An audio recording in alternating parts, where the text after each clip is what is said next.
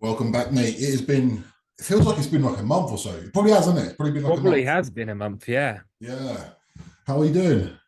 How you getting Yeah, on? not bad. Was just saying about this light that I got here, mate, off TikTok shop, fiver, and it's like Right. it's so good.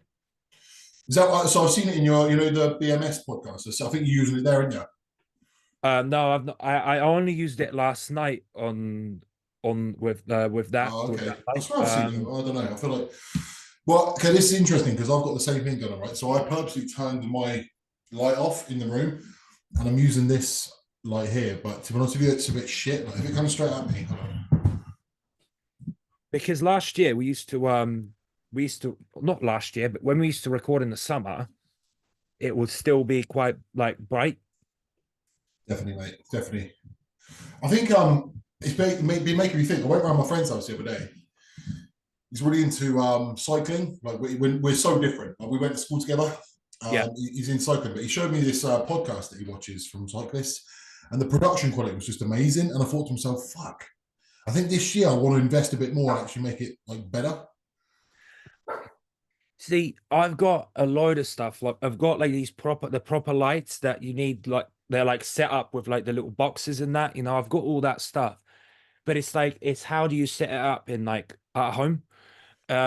So We'd need I'm somewhere, wouldn't we? We'd need a place to do it, but like it's a bit of a ball ache in it between us. I mean it's not. I mean, like say like with like I'll show you, like for example, This fucking lighting is horrible.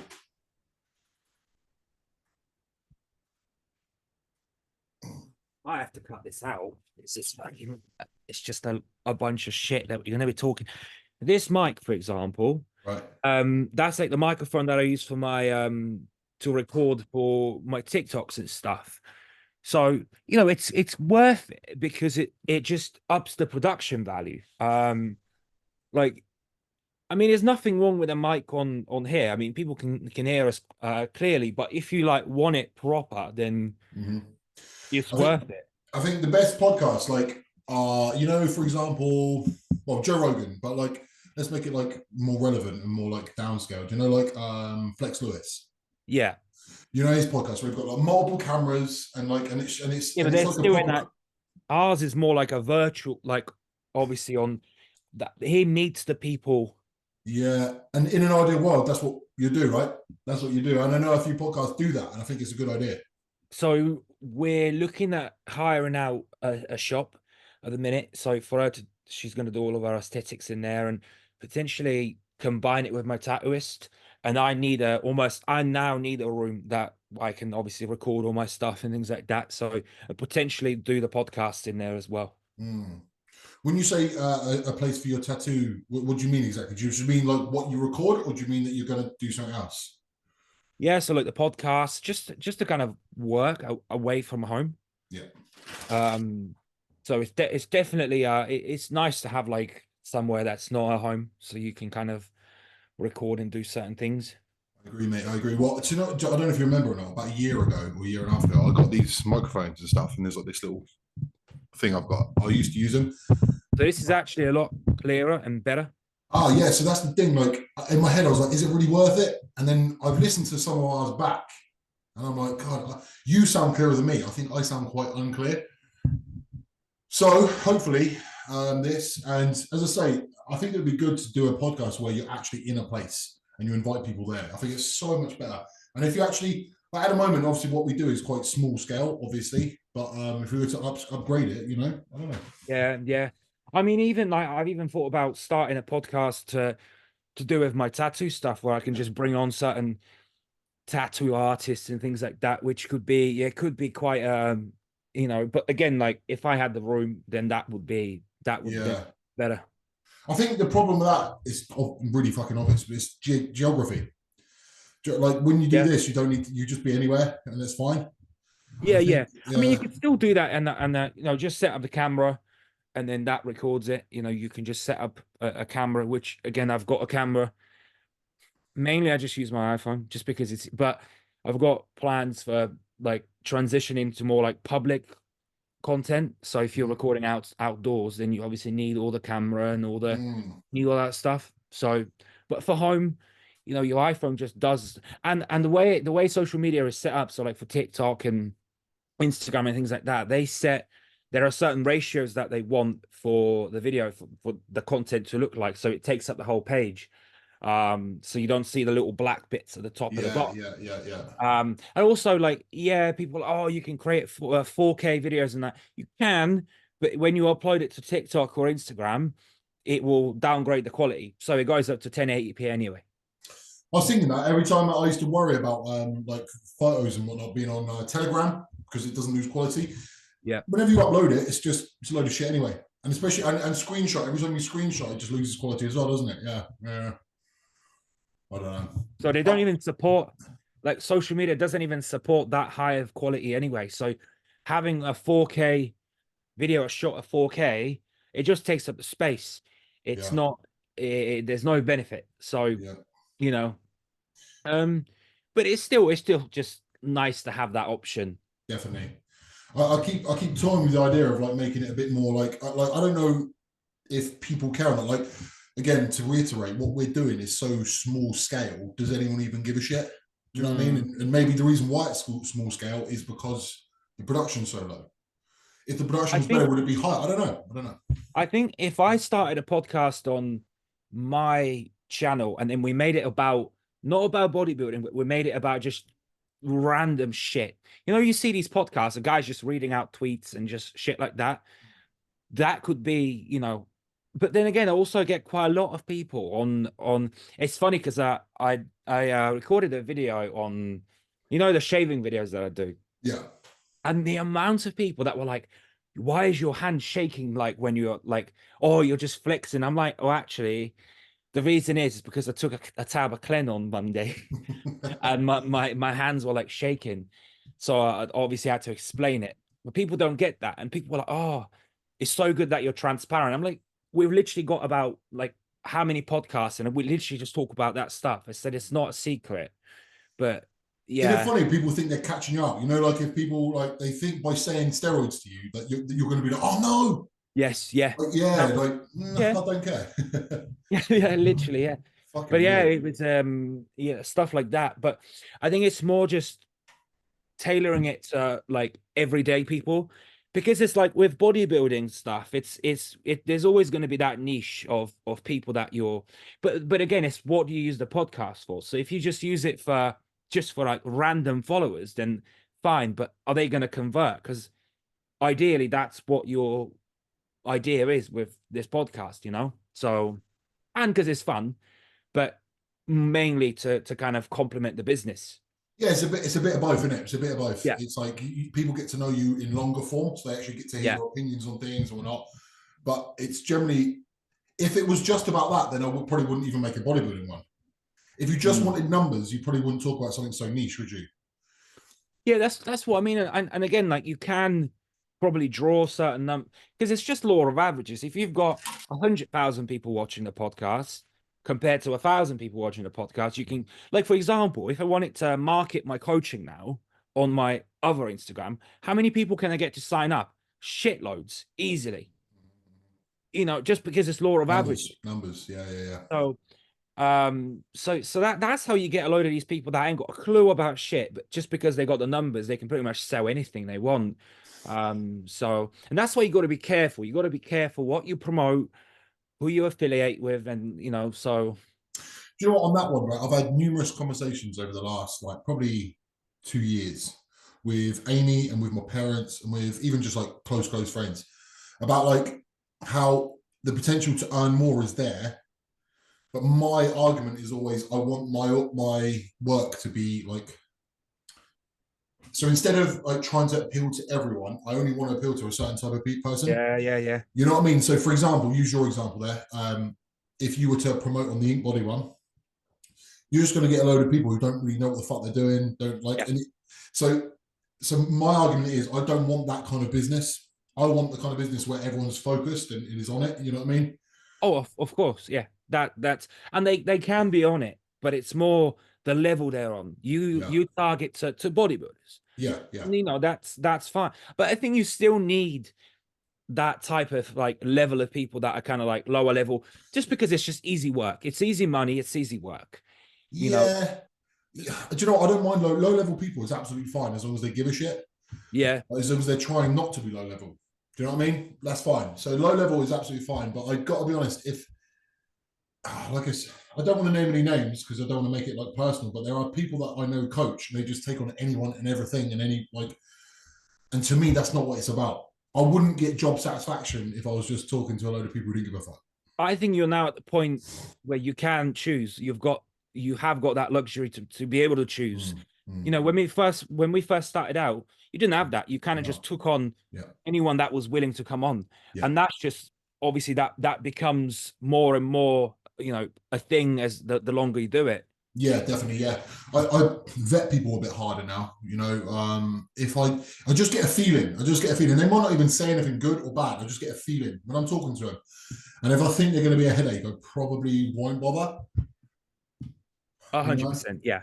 Yeah. Well, you stopped doing that ages ago, didn't you? Um, I I now kind of well, I just pretty much work with about 10, 12 people. I think I got about 12 to 14 people now, but they're just my long-term people that I know how I work with them. It's easy, it literally doesn't take any time.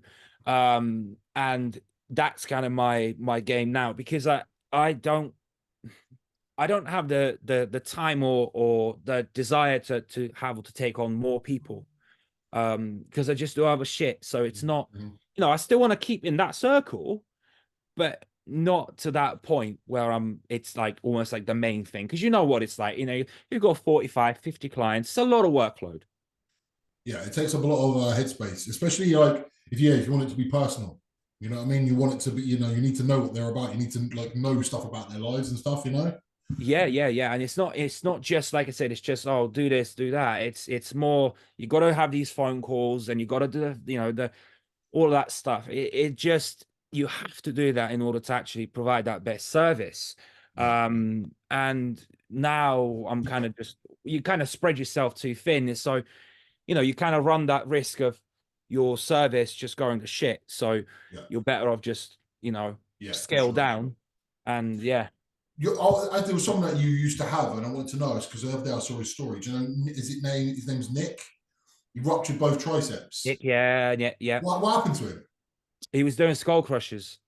Too heavy, or was he not warmed up or something? He's not even that strong with on his on like he's not even that strong at pressing. Yeah, but obviously he must have been going heavy enough. But you know, that I think he's one of those people that just kind of like if he trained twice a week, that's plenty. You know, he's one of those people that he just responds no matter what. Can you look at? And you said he's not even good at pressing. Look at the size of his chest. I know.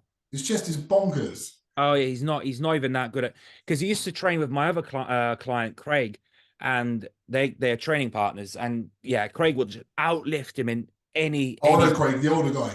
yeah yeah Yeah, and yeah and even still Nick's just miles ahead, and that just shows you just the genetics are just yeah. insane. Like he could train twice a week, and legs, he's got fucking massive legs, like everything's like it's just think how. Do you know this is the thing that we you know, obviously you, me, Craig in that group. So often what I find with Craig is Craig sees genetics, the variability between genetics. I believe Craig sees less. So Craig sees someone who's out of shape but using loads of steroids and assumes that they are just cheating. Yeah. But my opinion is some people, I mean, don't get me wrong, they could be cheating, don't get me wrong. But like my opinion is more some people just they don't have the genetics for it. They can be on the same shit that you and me are on. They can be trying just as hard, like you know, just as hard relative to them, and they just don't To get it. lose body fat. You mean to lose body fat? Body fat, strength, just in general.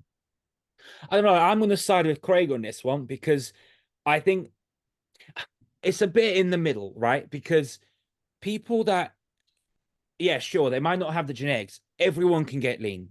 Every single one, every single person can get lean. How they get lean is obviously going to look different from person to person because of the amount of muscle you hold.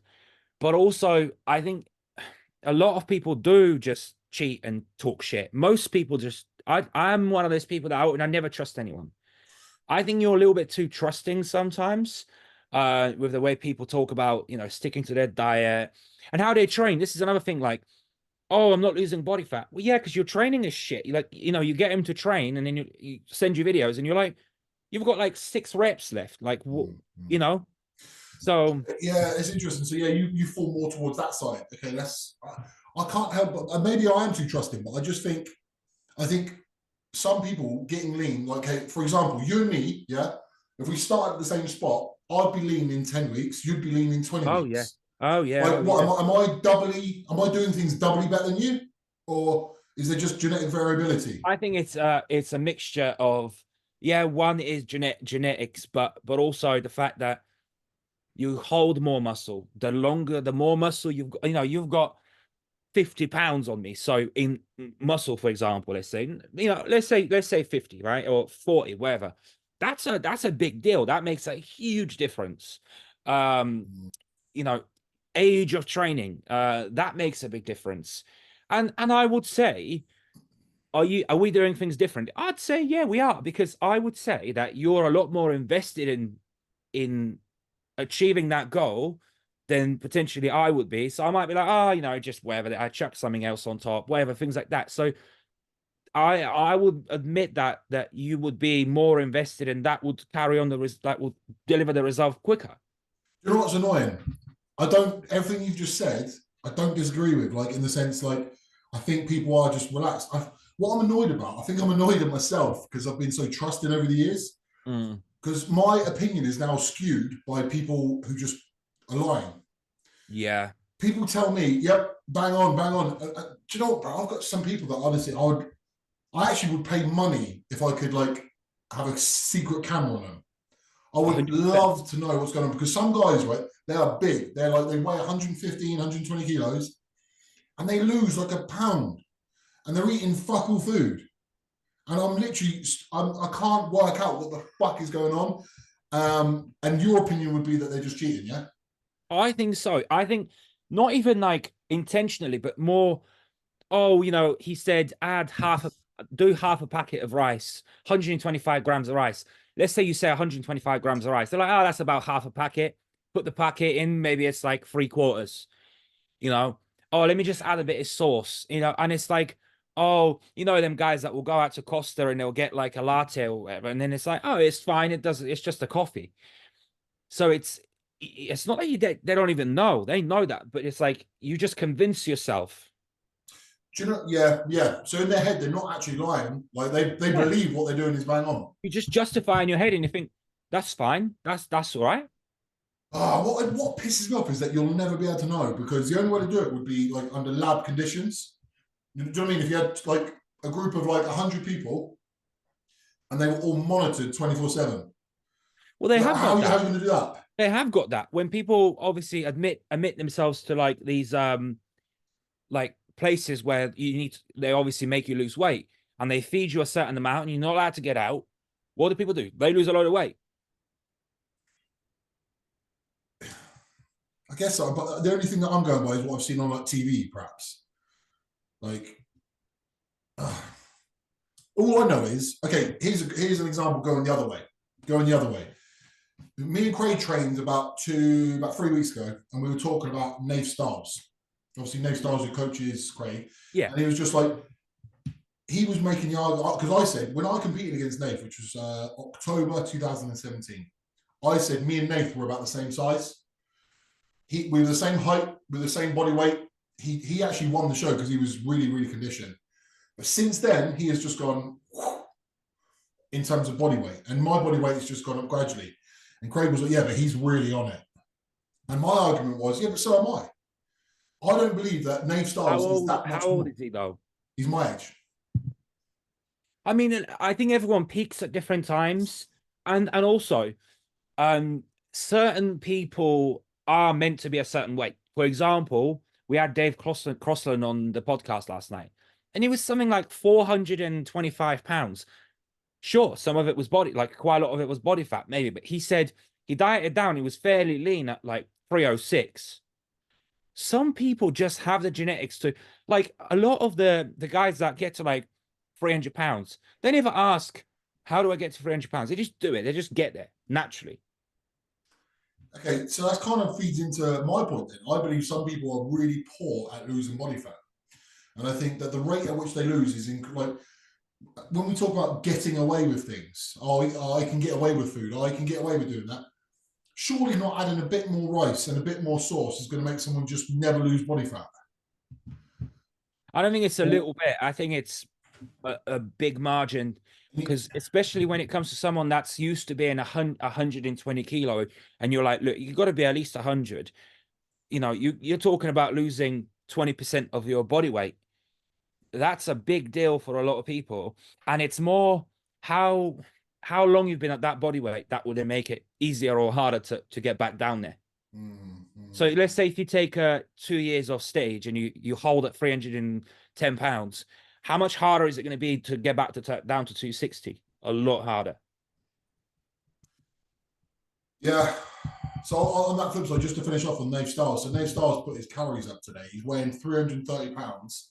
His glutes are nearly in still, Yeah, because his genetics for his glutes are always there. And he's eating 5,500 on average, because rest day is 5'1", trainer day is 5'9". So he's eating 5,500 calories and he's 330 pounds. That's mental. I cut on 5,500. You know, I'm eating 6,000 at the moment, and I'm not really gaining. I would say that that's where the genetic component comes in, because let's say you're from a family that's like genetically quite, maybe potentially like quite athletic, or they've always been quite lean. I don't know whether that's the case, but you know, assuming that could be a factor. So obviously genetically you lean towards one side more than the other. Yeah, it's clearly genetics. I know that. It's just bizarre to me. So I mean, I think all of it is genetics, but I think to say that once you put someone on a caloric deficit that they don't lose weight, that just defies science. That just defies physics. But you'll agree, I'm hoping you'll agree, if you keep someone in too harsh of a deficit, their body starts to fight back a little bit. Oh, sure. But, we're talking about you coaching someone. So we eliminate that factor, completely. Okay, what about, sorry, so on that note, exactly, what about if someone has had a past history before they met me where they were dieting on like 500 calories a day, doing something stupid, and then they balloon back out again, and now they've gone back like trying to diet like with me? Would you say that there's an effect on their metabolic rate? I think metabolism is fairly adaptive. It's you know what it's like. You go on, I don't know, you diet down to 2,500 calories. That's your peak. Like, let's say like 1 week out, and then how soon after that you can be on 5 and not be gaining much body weight pretty quickly, just because metabolism is quite an adaptive thing. Several months and you're back. Yeah. I think that people that say they've been dieting on 500 calories chat shit. So they'll go, yeah, I've been dieting on 500 calories. Yeah, maybe you do a day up, but they don't do 500 calories. That's just all bullshit. Because if that were the case, you put people in concentration camps back in, the Second World War, you wouldn't have people, be emaciated and have all that. Like, I think that's just people talk shit. If you starve someone, yeah, they'll lose muscle, but they'll also lose body fat. And that's just physics. I think no, do you know what? Again, I don't disagree, and it's exactly what I'd be saying if someone asked me the same question. I think I'm just frustrated at myself, as I say, because I've believed people for so long, and that's just kind of what it comes down to. There's also other factors, like maybe you're a little bit more like fidgety, whereas some people start to not, again, genetically, they just start to feel more tired and things like that when you start to put them in a deficit. So let's say you put someone in a deficit and you think they're on a 200 calorie deficit at their current expenditure. As soon as you slash their calories, they start to like get hungry, start to get tired. And what do? They start to move less. So move less, and then you decrease your deficit that way. Yeah, because in fact, most of your calories throughout the day are burned through your NEAT, the non-exercise activity. So, yeah, on that note as well, then Alex, would you say that Alex has just been bad with diet? That's why he's never been able to get lean, or is he just? He just can't diet. So he'll diet for a little bit, and then he'll just won't be able to anymore. He will diet wrong in a way that he would go from just eat what he wants, eat as much as he can, and he'll go, I'll just do fish and rice. And you know, that doesn't, he puts himself in a too harsh of a deficit, actually starts to look worse, probably lose muscle as well, and then just rebounds really hard out of it, just because he, you know, his body just tells him to fuck off. Now he's on a lot more food and he actually looks a lot better. He looks really good. And he's been eating what he wants over Christmas, you know. I've got a bet on with him. I can't remember what it is off the top of my head, but I've got a bet on with him. Did you? I don't know if I think he posted onto his Instagram. He said he was going to definitely make it to stage, and I said, right, let's put money on it. And we've actually got like quite a large sum of money on it. I can't remember what it was. He's got back with this bird that she's fucking mental. So I don't know if she always just gives him a load of shit. So if history just repeats. Yeah, he said that he had a bit of problems with her, and he said that like she was good, like he got rid of her, and it was a good thing. Yeah, and then he's gone and got back with her. So, oh, for fuck's sake, shit. Oh yeah, I think that might put a spanner in the works for him a little bit. Might be some easy money for me then. Yeah. Oh, don't expect any money. You ain't getting no fucking money off him. Fuck's sake. Well, mate, anyway, change your pace, man. So tell me about what's going on with you. Obviously, we haven't caught up in a while. So I've just again like back on training now because I was like, you know what, all of December, took it off. Now I'm back on well, since the beginning of the week, but you know, training's good again. Got back on a bit of a cycle as well. What? So just do it, just went up from 200 tests to 600. And I added a bit of oxy as well, just one tab, just to fill you back out, because I feel like a lot of it is just flatness. And like even like 2 days of training, I was just looking at myself, I'm like, I'm already like fuller. Like I could just like see that fullness even after about 2 days. Strangely enough, I've still got no appetite. How much you eating? Like, so like today, I literally, because I had a load of stuff to do in the morning, finished about 1 o'clock. I went and got a Subway, got like turkey breast and ham, just got a Subway, and that's all I've eaten. Fucking hell. So I'm just. You remind me of me. Like if I was a bodybuilder, I would live more like that. I swear to God. Like Yeah. my default position is probably not really eat until about like midway through the afternoon. Yeah. And then maybe something before bed. That's it. Yeah, yeah. And I tell you what, if I can make progress in my physique again like that, I do think I might have to add a couple of maybe whey protein shakes or something. But protein will be too low, won't it? Protein's gonna be really low. Yeah, yeah. Because I mean, again, like what is it in a turkey and ham? What are you getting? Maybe 40 grams of protein, if that. You know, and then at night, you know, lucky to be getting 120 gram of protein. So I would have to. I don't think people need as much protein as they eat. I think people, especially bodybuilders, overdo the protein massively. But I do think I need at least 200 grams. So that's an interesting subject there. We'll go on to it in a minute. But yeah, finish off what else is going on with you as well, mate. So we're going to Turkey in Feb again. What for? So I had a company reach out to me and they were like, "Oh, we see that you got your hair transplant done," and I was just like, "Yeah." They're like, "We wanted to offer it to you, but we didn't even know you were doing it." I said, "Nah, I just obviously just rocked up, got it done, and I didn't say about it." So they were like, "Well, you know, we're an agency basically that we just work with about 200 odd clinics. If there's anything that you want, like plastic surgeries wise and stuff," I'm like, "No, I mean, like, what plastic surgeries can I really get?" And then I said, "I do want my teeth done though." They were like, "Oh, okay." And so Bex, she's getting her teeth done as well. So I'm getting my teeth done. She's getting her teeth done. And she's also getting she's having implants, she's getting tits done just to get them bigger. Shit. So what are your teeth like at the moment? They're all right. They're not too what are you gonna have done? Are you gonna have it done where like they are all shaved down? Yeah. And then yeah, so veneers. So we're going out in for 2 weeks on Feb the 5th. And yeah, so that's happening for free. Yeah, pretty much. That's fucking good, isn't it? That's all right. Yeah. Yeah. So, mate, and they pay out for the flights, hotels, What's the food recovery like on it? on the teeth. Oh, it's not too bad. I've had friends that have like a load of people that I know that have had it done. They're like, it's not invasive at all. Right, wow. So the reason why I said about the shaving, so I know that there's numerous ones, and I'm really naive to it, to be honest. So the one that I see is where they literally grind your tooth right down, and it literally looks like a fucking, you Yeah, know what I'm on about? Yeah, like separate. Each yeah, one's yeah, separate, yeah, yeah, and then they glue it on top. yeah. So is that what you're having done? That's it. Yeah. I thought that that one was the more harsh one. So there's a less harsh one where they just go over the top of your existing. So that's composite bonding. Okay, right, So yeah, that's different.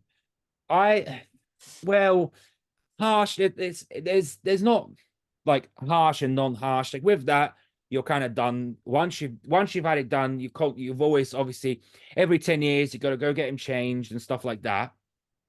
With the other one, this obviously it's a different procedure where they just obviously put them on top of your already existing teeth. Pros and cons, but I kind of just think, if you're getting it done, just do it properly, get it done.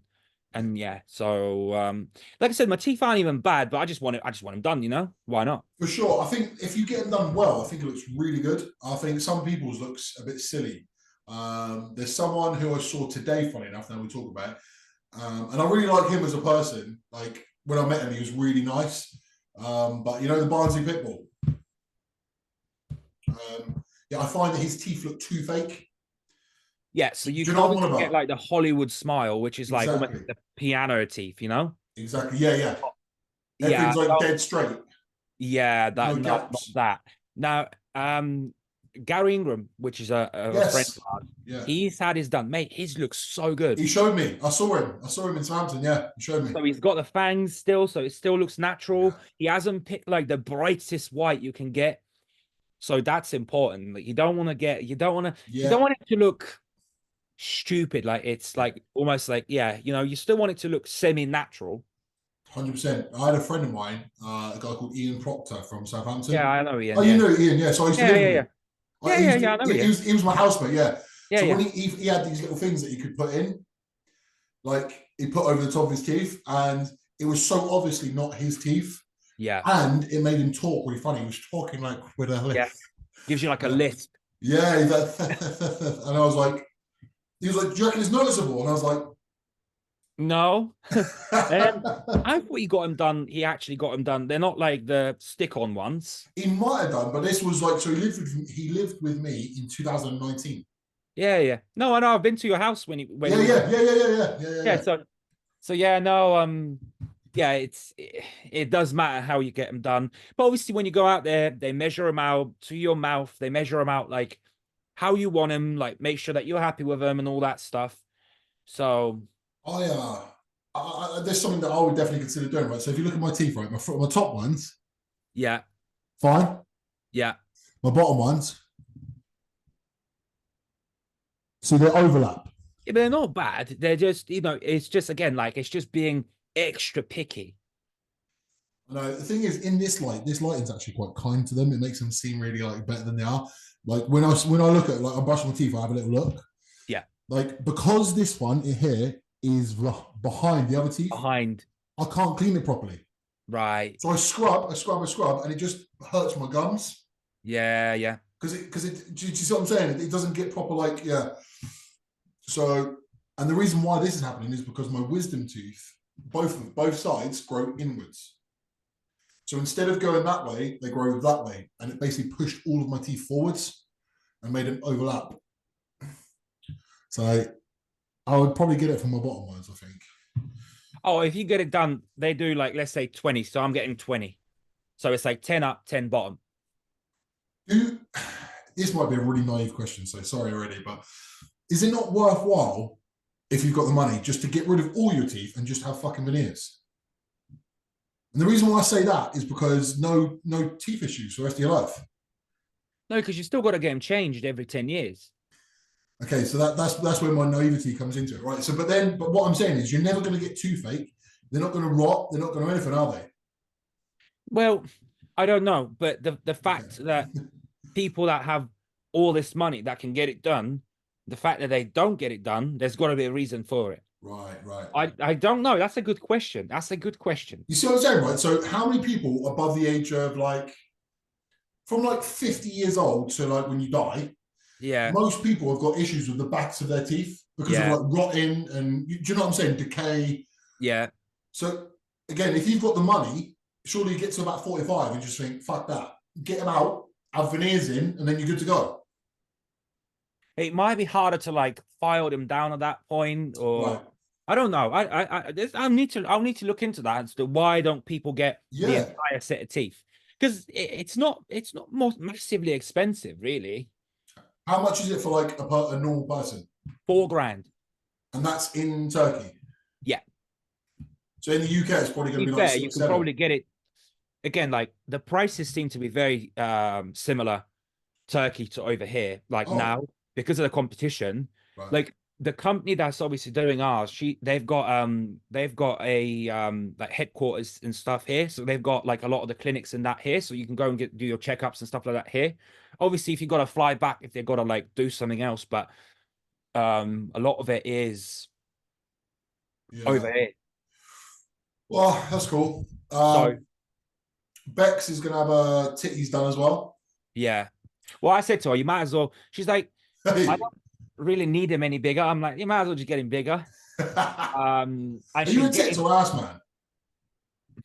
See, since her, I like tits because before I had a few birds with like fake tits and stuff, but it was never like I was never like whatever. But since her, I like tits. I like looking at them. Right. This is interesting. So I've always thought of myself as an ass guy, but the first time I ever saw Amy, the reason why she added me.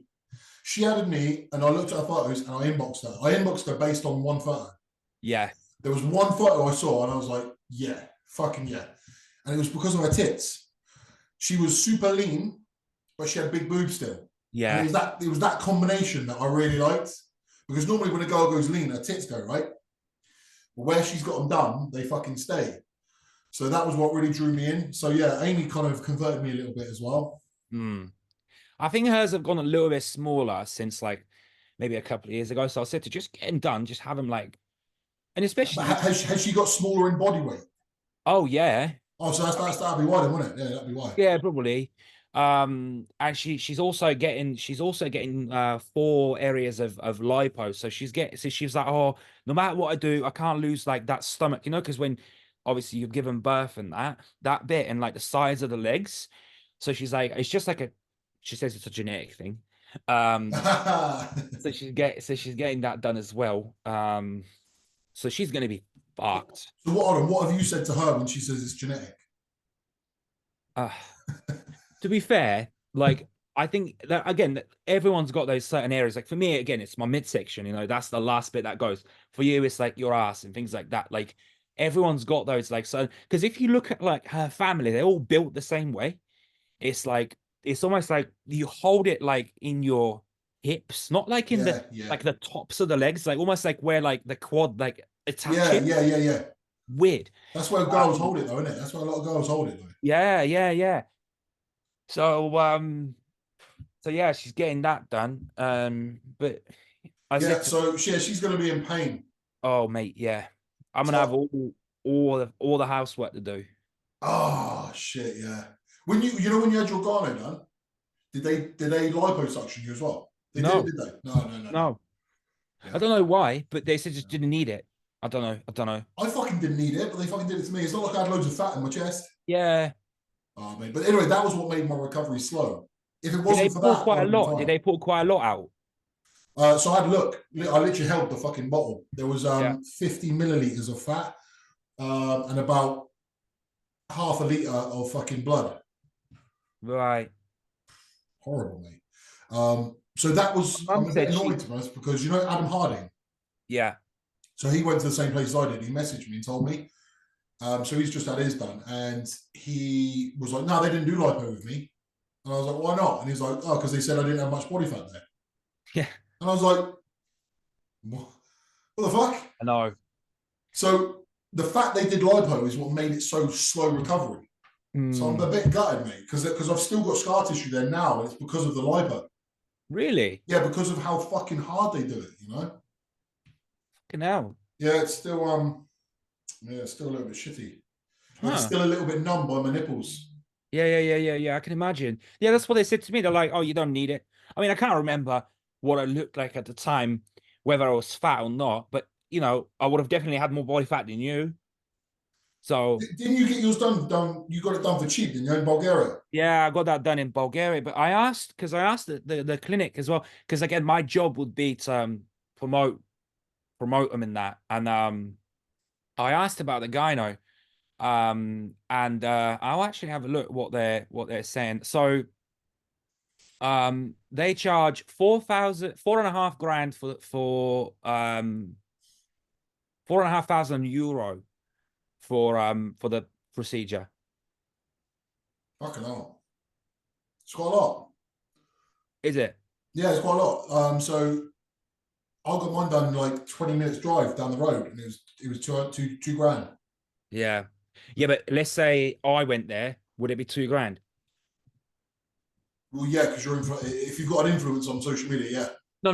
Let's say I don't know, someone that's like just a random person. A random person, no, it'd be a lot more, yeah. That's what I mean. Yeah. So how much would it be for like a random person? I think for a random person, it's going to be like, yeah, about 3.5, 4 probably, maybe even more. They actually don't give a price. They say we hold back the price because it's different person to person. So they literally don't give. There's no, yeah. Well, I tell you what, when I tallied it up, because obviously they send all the prices in there. And mind you, obviously they pay out for your everything, and it's like it's well over 20 grand to get What are they giving you? Yeah, Wow. Fucking mental. hell. And what do they want in return? Have they Have a organised like the deal? Huh? Have they organised the deal where you've got to like make certain posts and stuff like that?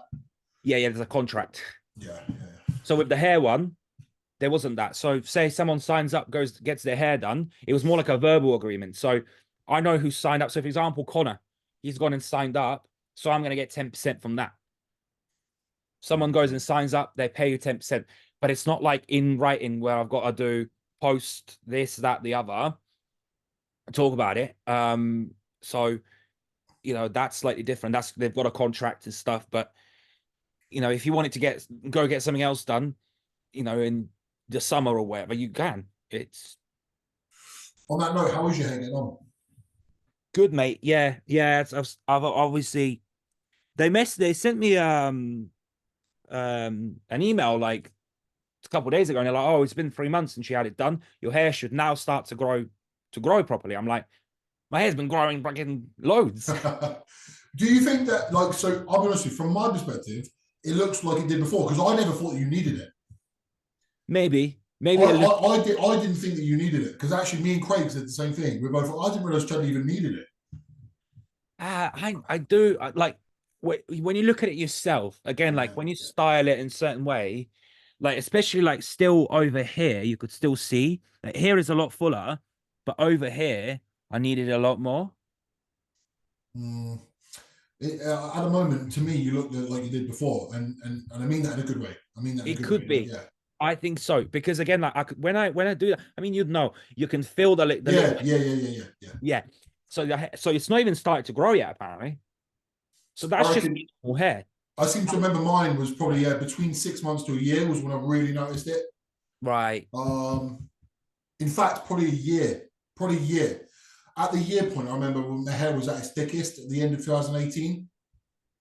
Yeah, so I got it done at the end of 2017. 1 year later, by Christmas, around that time, it was like proper. So yeah. You got all that to come, to be honest. You got all that to come. But it's thinner now than it was then, which is annoying. Like it's got just worse. Go and get it done again. Maybe. Shouldn't be too bad. It's just I don't know if I've got enough donor hair. You know, the hair back here. You should do. They told me that I didn't have that much compared to a lot of people. When Josh got his, and they were like, "Oh, we might have to take some off your beard because it's like you haven't got enough donor, like you haven't got that much donor hair." He's like, "No, you know what? I always keep this short, so take the lot so you can." So if you said to him, "Look, I always keep my hair on the side short," they can take it. Yeah, it's not true. Like they'll say, look, we don't recommend it because if you wanted to grow out your hair on the side, it might not look that great. But if you're always like, when are you going to grow out like a full long hair? You're not. Yeah, no, I'm not. I might. The thing is, when obviously where I've got the hairstyle I've got now, the back of my hair is so thick. Yeah, Like that is so thick, so they could take loads from that, and I probably wouldn't even notice. Because like, every 100%. time I go to the hairdresser, I have to have that thinned. Really? I have to thin that bit so it matches the top because this is thinner. Yeah. So it's like fuck, it's like hard to manage. But yeah, I think I might go again. I'm definitely It's considering cheap. it. A couple of grand. Yeah. It's not too bad. So I would, I might Yeah. even get a second one if I because like the crown, they didn't put as many on Hmm. because obviously the major focus was over here. So Have you got any grey hairs yet? no, luckily not. You haven't had any yet. I'm Yeah. 26. Yeah, I'm trying to think when I had my first one. I don't remember when it was. I mean, the odd one, maybe like the odd one, but not like ones that you can see. Yeah. I'm okay at the moment. Sometimes like, I might catch one or something, but yeah, not really. But I started getting them when I'm in my late 20s, I think. I don't know if that makes any difference. Imagine if they like implanted a load of grey hairs at the top of your. Well, this is They it took because the it's greys like out and put them in. I think the hair on the sides is different color to 100%. the hair on the top. Yeah. I've got more greys here, 100%. Mm. So if they pulled out a grey hair and put it in top, I'll be fucking fuming. Yeah. What are you You have doing? to start like dyeing your hair or something. Yeah. Fucking hell. But yeah, okay, so training's going better. Going again in February to Turkey. Business is good, I imagine, as well. Yeah, like obviously I've kind of started to do like I said, like spread over so many different things now. So it's but that's a good thing. It's not so much like before it was like kind of how you are, just like the coaching was like the thing. Whereas now it's probably 6 or 7 different things, which it's good. It keeps you busy. Um, but for me now, it's mostly that. It's mostly just the business side of things. Mm-hmm. Like I want in a couple of years not to have to worry about anything. So that's kind of like setting that foundation now. So Do you feel that that's going to be possible? And what I mean is, like, I know what you so mean. yeah, someone of you, yeah, are you just going to get to like 30 and go, yep?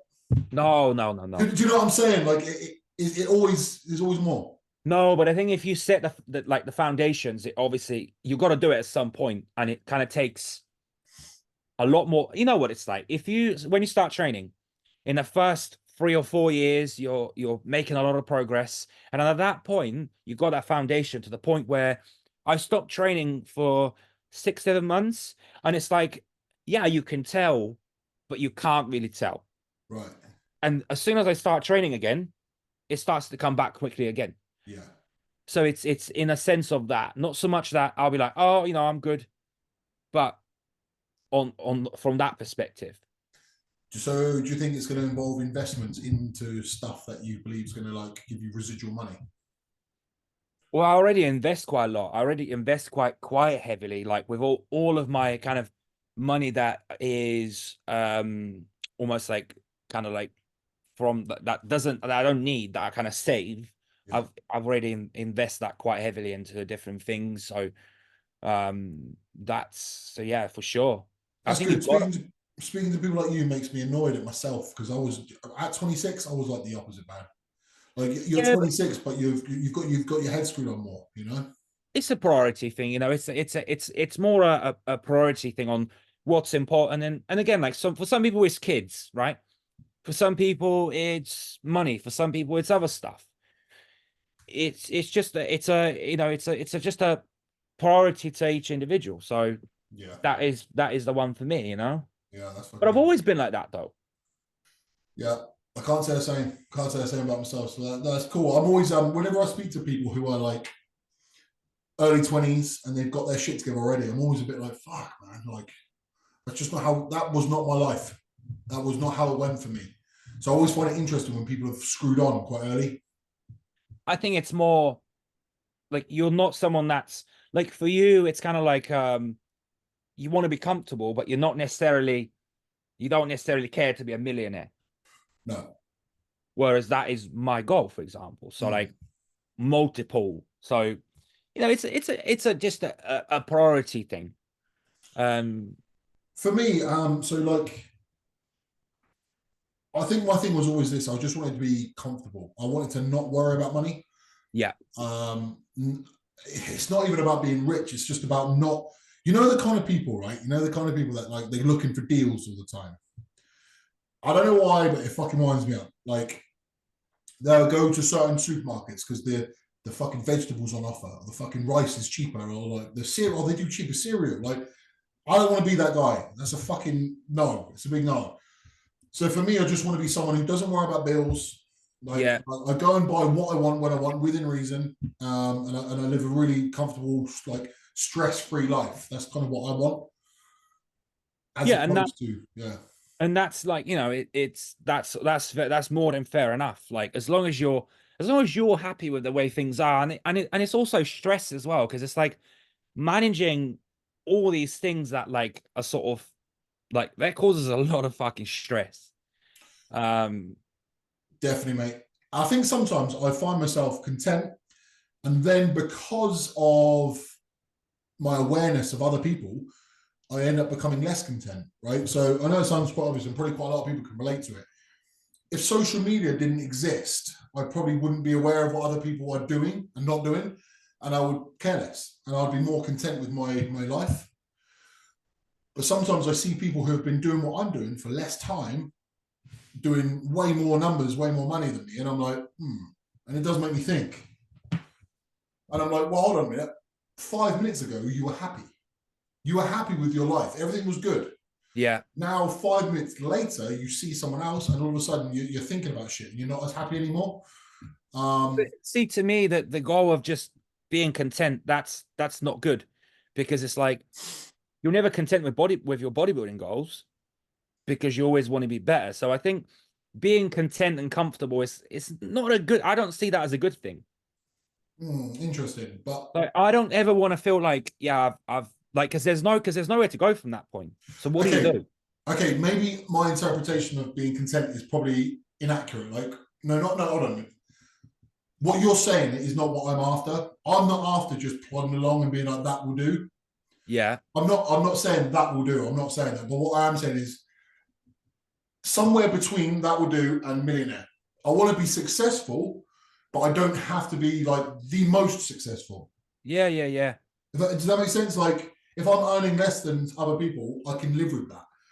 I think a lot of Um, people inflate and bullshit about what they do, what they earn, and they almost use that as a tactic to as a tactic to then obviously appeal to people and yeah, to audience, and to always make themselves look like they're more successful, and off the back of that they're trying to sell you something. yeah, I get that. I get that. I think sometimes Like, though, you can do the math yourself. Though, if you see how many people posted on someone, how many clients they've got, you can kind of get a number, get an idea. But or the fact that they just constantly post the same client, you just think, yeah. it's that, and there's a lot more. There's like retention and things like that. But like, say for me, because obviously we're on the topic of, but I don't speak about finances anywhere, just because it's not. I don't care to. I don't need to use that as a way of, oh, I'll make this much and this and that. But yeah, I mean, thing is, like, when it comes to, if someone want to ask, I'll tell them. But it's not something that I go and fucking scream about like on. I think it's bad practice in it just to talk about how much you earn. I think it just doesn't come across well anyway. I don't think so. I think it's fine. I think if someone wants to know, it's perfectly fine. It's perfectly Ah, yeah, fine. but that's what I Well, mean. If someone asks, that's very, very different. But mm. what I'm saying is just coming out with it for no fucking reason, just telling people what you earn. I think is a little bit. And I think a lot of people that do say that chat shit. Yeah, I think so. I think social media is very much a lot like that. But do you know what? I'm thinking about what I said in my own statement, and then you saying being content is not good. And I'm thinking more and more about it, and I think I lean more towards what you're saying. I'm absolutely not content. If I'm content with just being plodding along and like that will do, absolutely fucking not. Because actually, I've been coaching now for 8 years, Yeah. and every year I earn a bit more. I earn more. I earn more. And I'm just imagining myself earning less one year. I feel terrible. Like, but then my argument of that will do. Like, I could say, oh, you didn't earn as much as last year, but you're still comfortable. I think coaching That's not is good not. enough. I don't think coaching is almost like a scalable business to the work, because there's only so many clients you can coach at one time. Mm-hmm. And it's also quite time consuming, because when you're coaching 50, 60 people, 100 people, if you want to give them that service that you're promising, well, that's going to take a lot of time. So the way I see it is like, like you do the coaching like how I did, and you make a good amount of money, but then you put that somewhere else, and then that starts to work, and then something else, and then something else, and something else. Yeah, for sure. Or like the coaching, for example, isn't a source of income that's like guaranteed. 1 month you have 5 people drop off and you lose a bunch of money. The same way You with, could say about pretty much any business, though, right? so this is what I'm saying. So for example, TikTok, right? TikTok, obviously, with that new program that they've got, people are like, oh, load of money. People make load of money. Yeah, for the minute now, but that can change. They can take that away at any point. So don't just solely rely on that. Make the money, but don't go and blow it on something stupid. Put it into something that will then make you money. Yeah. Unfortunately, I've not been this way. So, as much as I earn well, I also spend well. And when I say Yeah. spend well, I mean I spend a lot. My outgoings are big, and I don't even know on what. Like, I need to. If I was a little bit less frivolous with my money, I think I'd be a bit better off. I don't invest as much as I should. I don't think spending is wrong. I think you should spend because you're like, in a way, it's just that you see your hard work. So you've got to almost like reward yourself for certain things. Like, them shoes that we were talking about. Like, yeah, I'm going to spend $1,000 on a pair of shoes, but why was that? Because I was like, right, I've hit 100K on Instagram. Well, I'm going to use that, and that will be almost like as my reward, just to see for your work. And I think that's fine. But the people that almost don't have the money and go and spend it, that's wrong, because then you could be putting that money elsewhere. You think they're spending money to appear a certain way? That's what you think? You think it's fronting? I don't think anyone cares. I definitely don't think people care. I No. don't think anyone cares. I think it's more just for yourself. That's the way I see it anyway. No, but you think Like, people who don't have money spending money and then showing people that they're spending money. I think so. I think people that the only people that want to show you about what they've got is the people that haven't really got the money, but they almost trying to appear a certain way. Hmm. Whereas the likes of us that, yeah, you'll buy something, you're not constantly like, you just, it's again, or it's for a certain achievement, because it's a bit like with people that like how they think, oh, I've been good all week on my diet. Let me go and have a reward. It's a mental, it stimulates you mentally. Yeah, yeah, I get that. So I think that's that. But again, it's your main goal is, and I think I had a point in time when I did think, oh, like go and spend 50 grand on a car. And I'm like, now is not the time. Now is not the time. There's other things that you want to achieve before you. Yeah, yeah, yeah. I mean, you could be putting that money towards something else Yeah. that would then allow you to not care about 50 grand. That's the difference. Yeah, yeah, yeah, yeah, yeah. So I remember back in the day when I used to go out, I used to hang out with people who had more money than me. So I felt like I had to keep up. I'm talking about when I was probably about your age, actually, to be honest. And I used to, any money that I had, I would immediately spend, but in order to sort of keep up appearances. So I remember I used to like do certain bits of modeling and stuff like that. And I'd get like 500 quid lump sum or £1,000, depending on what it was. And then I would go and probably have like 2 nights out with that. And then that's it. And then I'll basically be fucking rationing like for the next like 2-3 weeks. It was such a strange way of living. I used to get a lump sum. I used to go and spend loads up my nose, fucking whatever, whatever, whatever. And then I'd be like relying on my mum and dad to fucking bail me out of trouble because I was fucking just, I don't know, man. Thing is, nights out are stupidly expensive now. We probably go out twice a month now, but when we go out, 300 quid a night, easy. Yeah, so you would say that you go out two times a month now? Yeah, roughly. Were you doing that before? No. What changed? again, that's just again like how the fact that I just feel like I'm not as before I was so sucked into like bodybuilding in a way that we'd be like, oh, we can't go out now because I got to eat. Oh, I can't go out on a Saturday night because I got to train on Sunday. It's like, well, actually, my kind of outlook on goals and things like that is slightly different now. So for me, is again like maintaining that look and then still being able to do certain things that I want to do is again, I don't want to compete anymore. Things like I'm not, and again, like with the whole tattoos thing, like I'm not delusional that's why I'm covered in tattoos, because I'm not delusional that I'm gonna be a bodybuilder, nor do I actually want to. One, because I'm not good enough, but also because like my main goal is money, and you can't really make money in bodybuilding.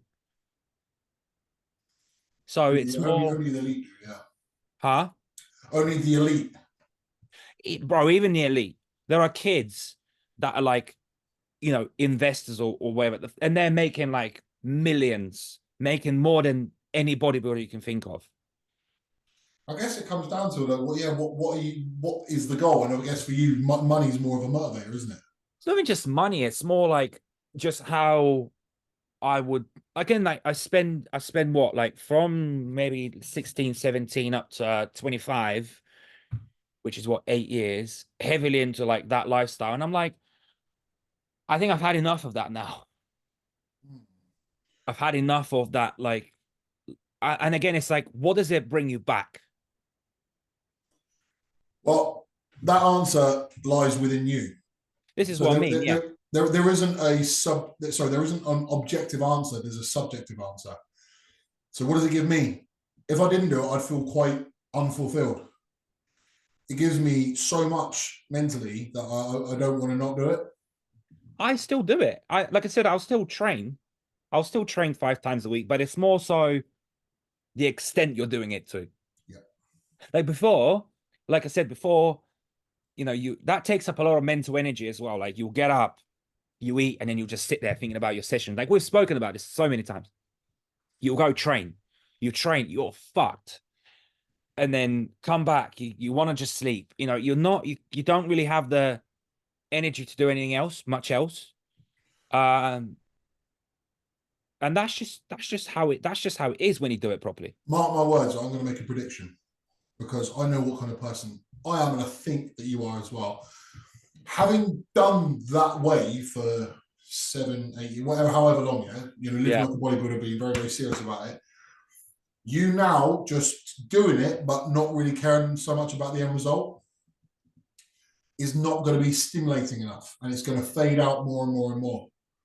And by the way, I'm not saying this is a bad thing. This is just what I think is going to happen. Well, my end result isn't to be 300 pounds now. Exactly. My end result is to maintain the physique that I have. Exactly, and that's my point. It's not going to be enough. It's not going to be stimulating enough for you. I don't know. I mean, I think as long as I'm happy with and I'll tell you what's changed as well. Like I'm sure you're like that now, because that's how I used to be.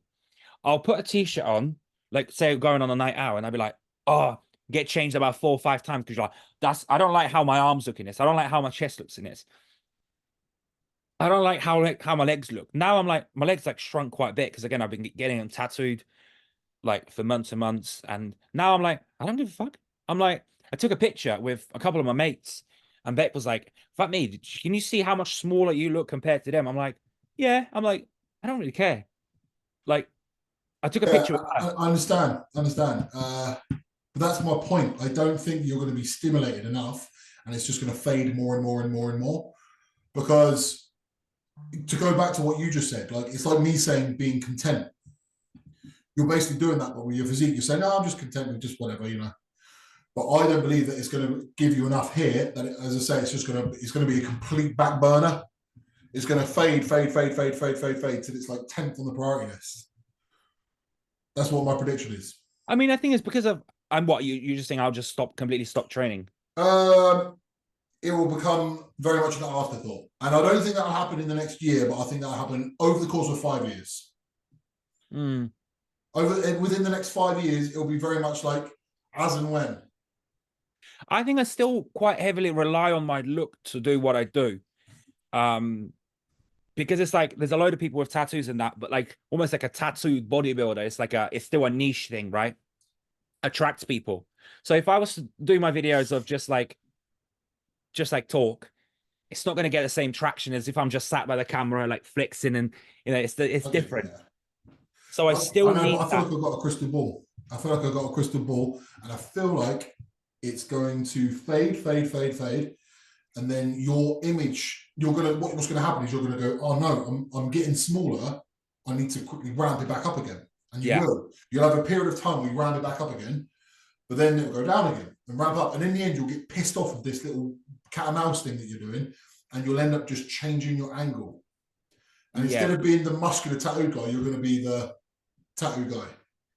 I think Enter blank. because I thought about this quite a lot. What else would I rather do?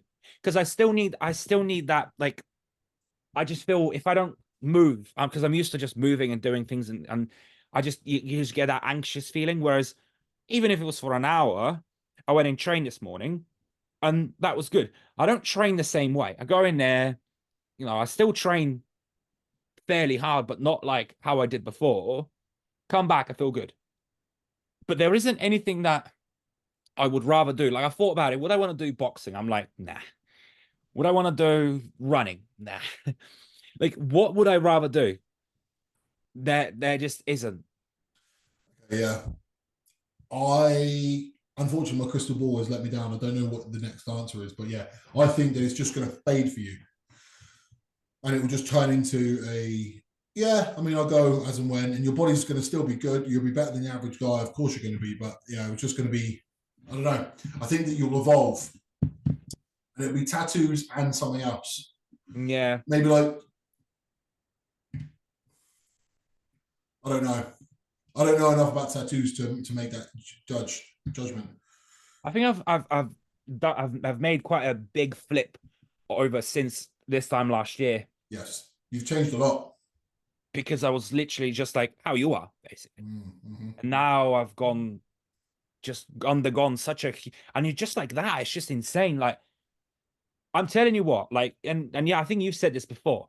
These people that just have that one goal to, I want to step on stage once. And when I've done it, that's it. I don't want to do anymore. I think that's me. Yeah, that is you. It was well before you actually stepped on stage. I was convinced that it wasn't for you because remember you tried like what 2 or 3 times, Yeah. and it never quite happened. And I never thought that it was going to be the thing for you. And it's funny, the only time that you thought you wanted to compete properly was last year. Yeah. Because all the other times you were like, no. Do you remember? You were like, no, I don't want to compete. And then you kind of had a little, then you're like, no, no, yeah, no, no. In fact, you've been no more than you've been yes. Oh, yeah. You've only been yes for a very small period of time. So actually, you being no now is not exactly new, is it? Because you were no for the most of your 20s as well. I think that's because like when I first started out, it was powerlifting. So Yes. that's what I wanted to do. And when I got hurt, when I tore that pec, I was like, well, right, so I can't powerlift now. So the next thing I could do, the next closest thing I could do is bodybuilding. But it was never like a passion for me, like the way it is for you. Yeah. So I kind of just did it because it was the closest to that, but it wasn't that. Do you think do you think this probably might be obvious, but like, do you think specifically the show and how the show went down had a knock-on effect on what happened after? If the show had gone differently, would you have been into it more? I don't think so. You think that was enough? Yeah, because it was like, it just, maybe, I mean, I don't think I would have wanted to compete again, because for me, it was kind of like, right, let's just get to that point, get to that point. And I think that was enough for me to close that chapter. Hmm. Certain people have, like, for example, yourself, you kind of go, right, you must have like in your head certain things that you go, when I get to to here, I'll quit. Yeah. Yeah. So that was me. You feel like? Do you feel like you knew that before you even did it? No, but I think when I did it, that's when it came to me like, okay, now is the time. Okay. because I'm like, there's nothing more I can achieve here. Because for I, me, I'm like, I'm realistic with, can I get better? Can I get leaner? Yes. Can I get bigger? Yes. But that torn pec is something that massively bothers me, massively bothers me. And also, I know my limit to how much I'm willing to push, drugs wise, like even like with the diet in a way that I'm not built like the same way you are mentally. Like some people obviously have genetically. And it's not that you can't get leaner, but genetically you just haven't got it in you to push to the point you get to. which is weird though, because you pushed the way that you pushed on this prep just gone was more extreme than anything I've ever Yeah, I done. mean, I did do that, but again, like, because I was kind of like, I'm I'm not doing it again, so I'm doing it now. So Yeah. Yeah, that's ironic, isn't it? Like you say that you haven't got that in you to push. You push harder than me than I ever have done. I think it was kind of like what carries you is like what carried me is I'm like, right, I've committed to that now. I'm gonna do it, and I'll just get it done. But it wasn't like, and I wouldn't say I didn't enjoy it. I didn't enjoy parts of it the way it went, but I wouldn't say that I hated the prep. I didn't necessarily hate the outcome. I I wasn't like I thought yeah I could have been better, but I didn't hate the outcome, if that Yeah, makes sense. yeah. Maybe I think sometimes in life, like to get a bit philosophical on it, or like maybe sometimes things need to go a bit, a bit wrong almost. Like for you to, I don't know, like life isn't all fucking roses and sunshine, is it? Sometimes shit isn't quite how you planned, and that's just the way it is. Everything you do is just a chapter that you overcome, and just yeah, it kind of like it's character building, isn't it? All of the ups and downs and everything that you go through. So it just is what it And I think is. again, it's more like you just kind of reflect and you're like, right, what's important to me? What is important? Like for you, again, like you've got different goals to mine, and which are equally as important. And it's just what's most important to you. And I kind of felt like, right, for me, is that was that, and now business is the primary. Do you think having me as a friend and doing the podcast and other bodybuilder friends, like, do you think that we all had an impact on you wanting to compete? If we weren't around, do you think that your desire would have been there as much? Um, you said it earlier. You said you hung around with people that were had more money than you, Yeah, which is what pushed you to, yeah, and you probably pushed yourself a little bit harder to make money just to kind of fit in within that circle. uh-huh. So yeah, being in the circle of having a lot of bodybuilder friends, being within those circles, it does influence you 100%. It will. There's no way it wouldn't. Yeah, If you hang around with a load of boxers, you're gonna guess what? You're gonna want to be a boxer, you know? yeah, it's true. So it's 100%, yeah, especially high level bodybuilders, because like all of you lot that everyone that I'm sort of that I associate with closely is higher level than me. So if you're kind of if you're the highest, if I was just I don't know, gone to Pure Gym, well then you're the biggest guy there, so you've got nothing to. Mhm. Yeah. So for sure. Yeah, definitely. Well, there you go, mate. It's done. And it always, as you say, it just comes down to priorities. There's no right or wrong answer. It just is what it is. Like you scratch that itch. You don't need to do it anymore, and you move on. That's it. So with that, then when is that kind of chapter looking to close for you? If you had to put a date on it. Yeah. So I, I thought about it, and my answer in my head immediately is if I get an IFBB Pro card, Right. because then I'm like, well, obviously you're not going to do anything as a pro. Being 6'3", my genetics is just not written in the stars. But then I'm like, well, no, fuck it. If I get there, then I'll need to do a show. Oh, you've got to at least do a Yeah, show. yeah. So that would be it. That would be it. Because I'm 36 now. Yeah. And I think I've probably got until I'm 40. And I don't just mean in terms of how my physique looks, because that's one thing, but also health. Health. Yeah. Yeah. I don't want to be pushing 45, 50 doing exactly what I'm doing now. Yeah. Like, I don't want to play with fire. I already feel like I am playing with fire. So you need to, you know what I mean? So yeah, I think here's how it would go. The timeline would go like this. I would compete this coming year, as in this year. I would either get my pro card or get close to a pro card. And then that would either lead me on to trying to get it next year or competing in my first pro show next year. Mm-hmm. And then calling it quits then. That would be my ideal. So in an ideal world, I could become a pro, do a pro show, and then be done by the time I'm 37. Now, when I say done, I'd still very much be doing it. I just wouldn't be pushing to the extremes. But that's what I'm doing now. I'm still doing it, but a little bit like Ian Valier, right? He kind of says like you'll still train, but he's kind of like I'm actually doing other interests now. I've got more time to spend on other interests, and with the food, because that's the worst. That's the worst. That's the worst part of bodybuilding, really, isn't it? Yeah, it's the biggest commitment bit, isn't it? The food. It's having to like, and that's the biggest thing that's putting me off. It's not the training. I enjoy the training, but it's the food. I just don't want to eat 6 times a day, or 5. I just don't. Yeah, like if it wasn't for bodybuilding, there's no way I would be. No way. Yeah. But here's the thing, right? So you talk about like the things that you're doing now, and I feel like they do fulfill you. By the sounds of it, you sound really happy and you're content. You're like, that's fine. Like, move on. Yeah. Bodybuilding really gives me that. I don't have another thing. Okay, maybe I could argue arm wrestling now. I'm really into arm wrestling, obviously, right? But I don't have a thing that I'm going to be super passionate about. Yeah, like day to day. Because day to day, even when I don't think about competing, I think it's like everything is with the idea of becoming a pro. Yeah.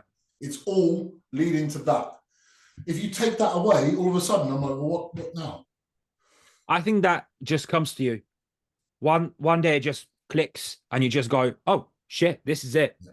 And I don't think it's a matter of looking for it. It's a matter of all of a sudden you just think, well, actually, I'd like to try that. And you start doing it. Yeah. And you find out, well, actually, shit, I'm pretty good at it.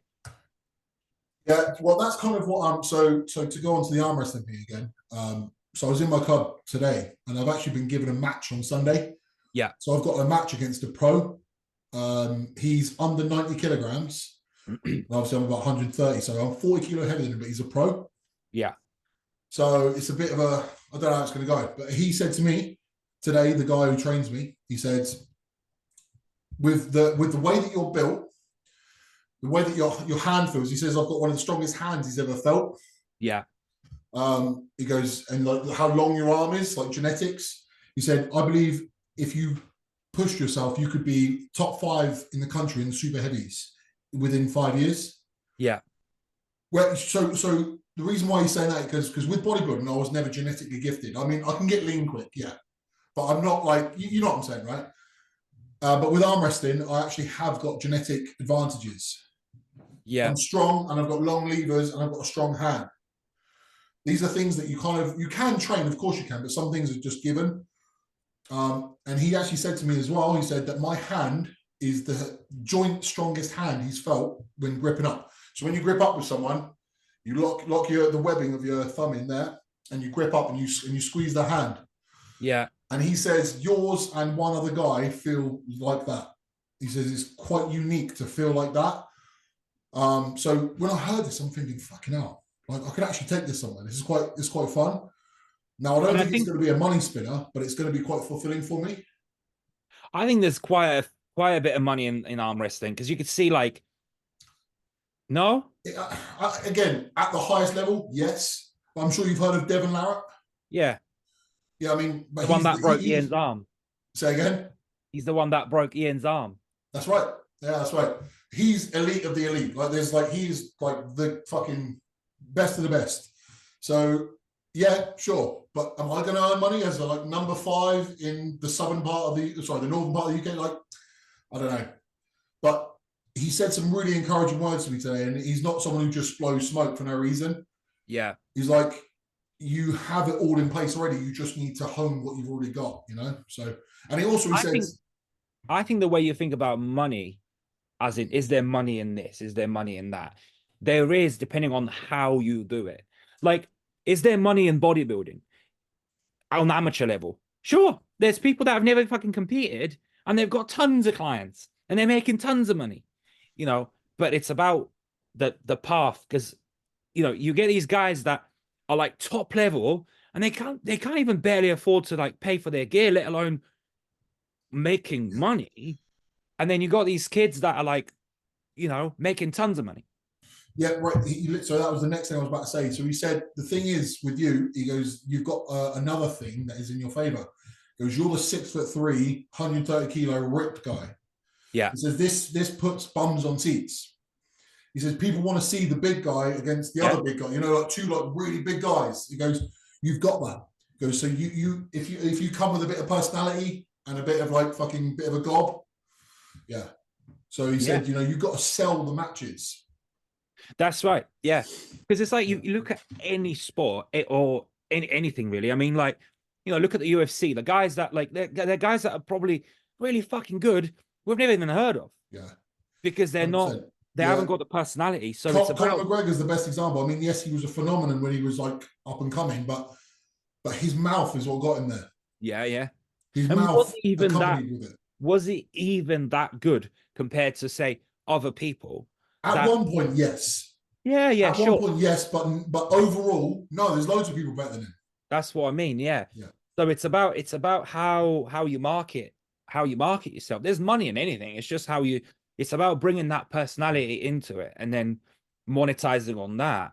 But like say with the coaching, you've got a good base, and that's why I'm still keeping in it, for the fact that you don't want to throw that away because you've kept it for so long, so many years.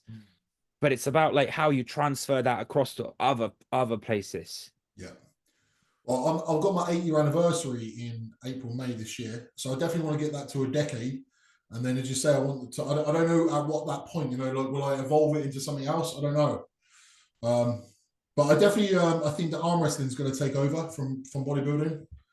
And I think that I really want to push that as far as I can. But obviously, bodybuilding's not done yet. But when it is, and I would start heavily looking into that now. Oh, well, like I said, I've got a match on Sunday. My first proper match. No, but as in like marketing yourself. Like following certain people, getting to know certain people, because that's just anything. It's who you know, what that's what it is. So yeah, definitely, mate. Just that exposure. So then you're not like the new kid on the block when it comes to when you actually get into it properly. Yeah, 100%, mate. So that is definitely the direction I want to take. I want to make sure that I'm of the level I think I am. So I'm a bit, the analogy you just used, that Pure Gym. When you're at Pure Gym, like, so I'm at a gym where I'm against a load of guys who are a lot smaller than me and weaker than me. So I went from like a newbie, I'd never arm wrestled properly in my life, in June. And by October, I was already number one in the club. Yeah. And it gave me a bit of a false idea of how good I was. So Sunday is going to be a leveler. Sunday, I'm going to figure out how good I am. This guy is a professional with loads of fucking experience, and I'm no experience, but I'm 40 kilos heavier. Yeah. So it's like, which one's going to win? Technique versus strength. Technique versus strength.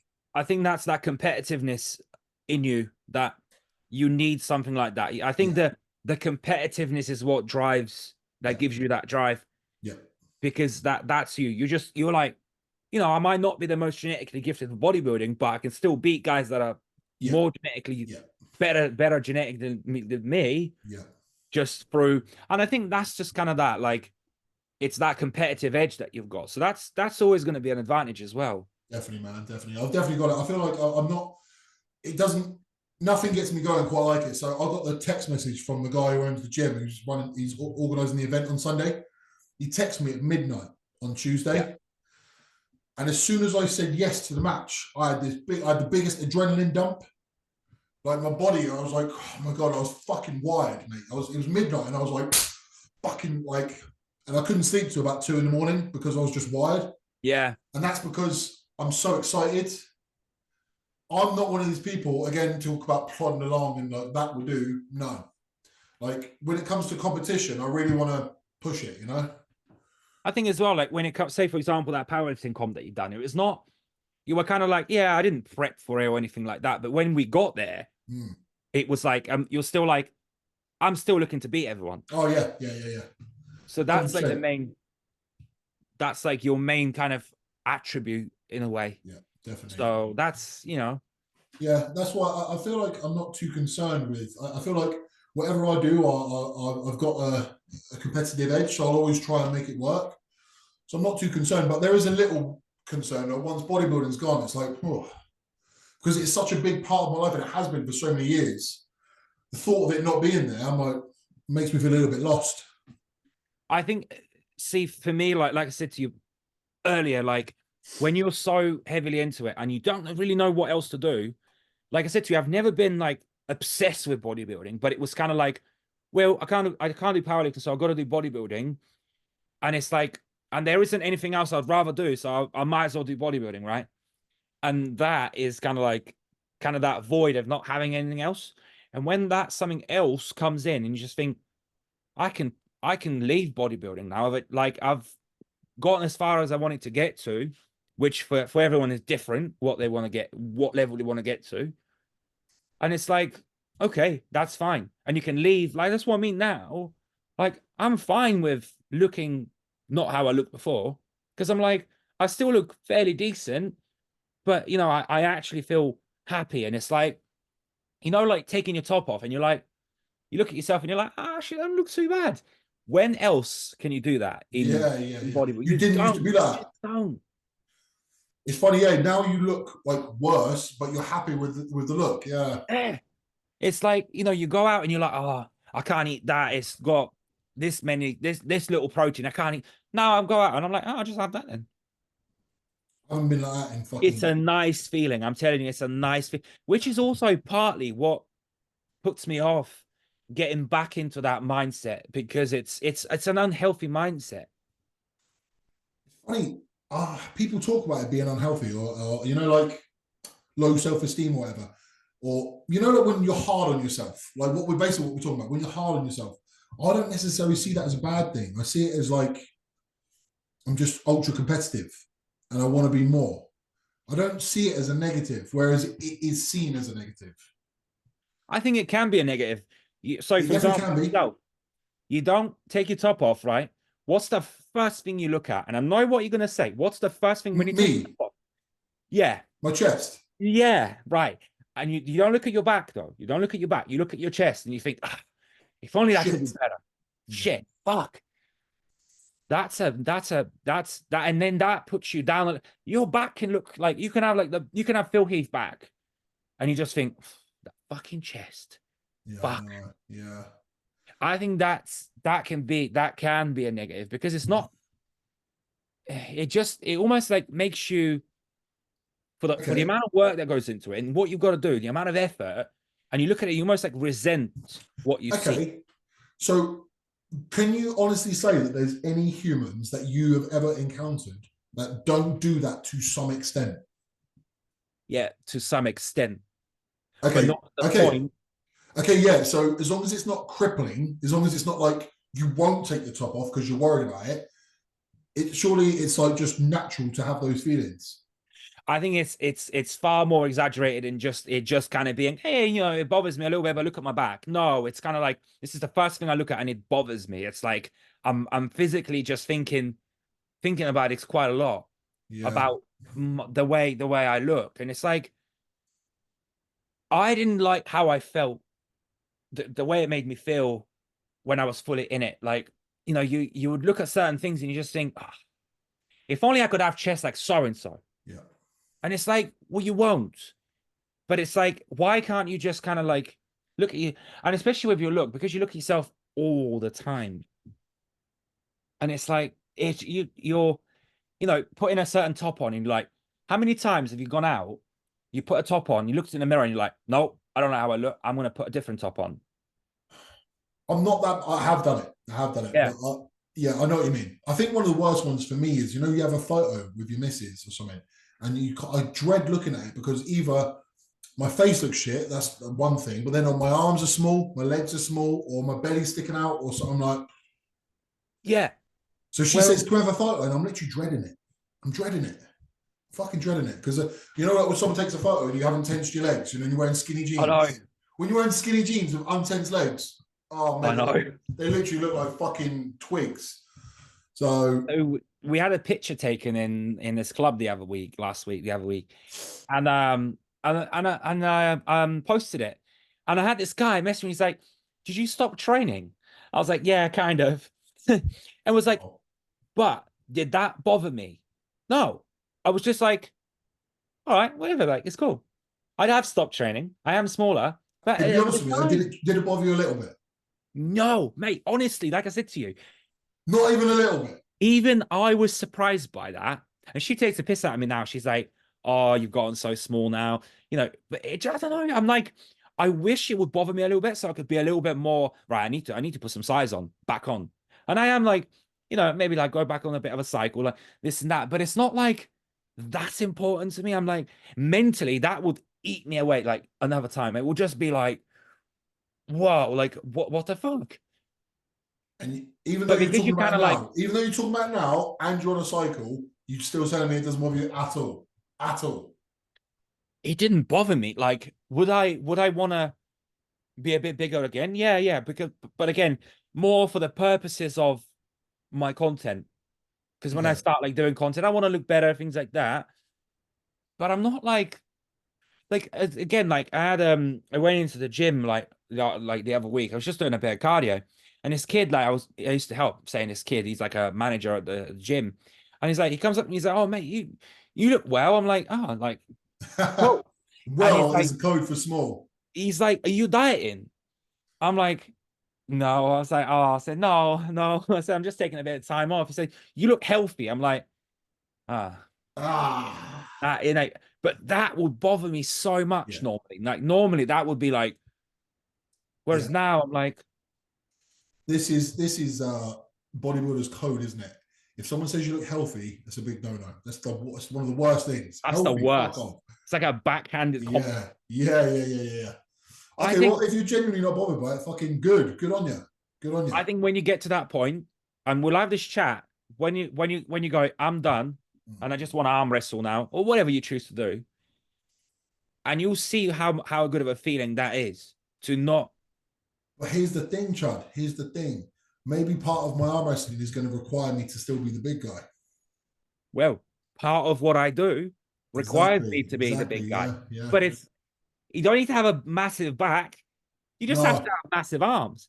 Yeah, so I can ease off a bit on my legs and my back. Yeah. Because they're the ones that fucking tax you the most, aren't they? They do. Yeah. So I'll still go in the gym. I'll still train arms. I'm like, I don't have a problem training arms. Do I want to train legs? Hell no. I went and trained legs yesterday, like for the first time in about 4 months. Bro, my legs are so sore. I didn't even do that much. My legs are so sore. What, I'm did like, you even do anything like legit? Or was it just like light stuff? I mean, I was leg pressing. I had like, 7 or 8 plates on the leg pressings, but it's leg press. It's not like I didn't hack squat. It was like leg press, leg extension. And you were fucked. I am fucked. I got back yesterday and I was just like, oh my God, like my legs have never been so sore. But it's kind of like it's fine because I'm not that bothered. Like, whereas my arms, like I still got my arms are still like fairly the same, almost the same size. As long as you got arms and shoulders, you're fine. Hey, do you know what the ironic thing is, bro? When I was smaller, as in like pre-bodybuilding, my chest looked bigger because everything else was smaller. Oh, 100%. So if I think about what are my big responders are my back and my shoulders. Not really my arms. My arms are a lot bigger as well. But because all of that was like way smaller, my chest looks so much better. Yeah. So when I was like natty, I had a better chest than now. Better chest. Yeah. That's fucking weird, mate. Yeah, it's so weird. Like, Yeah.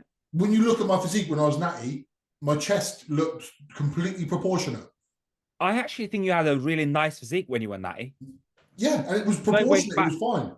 When you post these old pictures, like if I could look like that all the time, I'd be like, sweet. I guess this is like when I think about, when I come off, what's it going to look like? Well, you're right. Like, I know that I'll never be fat. I know that much. And I'll probably actually look a bit more proportionate. And I tell you what as well, mate, I used to get so much more female attention. Oh my God. when I was natty, girls way preferred it. Like now, I know I've got a girlfriend. Don't get me wrong, but Yeah, like, yeah, yeah. I don't get any attention from girls. But back then, I'll tell you what though, because we had that chat of when you come off, do you lose it? Do you lose the size? And I think to an extent, from what I found, and yes, you got to factor in the fact that I went from eating 300 grams of protein to maybe 100 grams of protein, and factor in the fact that, I mean, I still trained for the most part. The only time I didn't train was like after my hair transplant, and then my legs I didn't train mainly because obviously because of the tattooing, so you can't because I was getting tattooed twice a week. But like you do lose a lot of the size, like apart from my arms. My arms are the same size. right? Okay, few things to say on that. Number one, the reason you'll keep whatever's genetically good for you, right? So genetically, your arms are clearly. I lost my legs though. Say again. I lost my legs though. They clearly weren't as genetically good for you. Like, do you know what I mean? Like going by that. But it's weird with you because it's not a fair comparison, right? If you had kept everything the same, Yeah. but I come off, then we could do it. Like, but Yeah, unfortunately, this yeah, conversation's a little bit, it's a little bit, you know. Mm-hmm. I actually had something to ask you, but my phone's there. Just bear with me a second. I wanted to ask you something. I made a note of it. Yeah, right.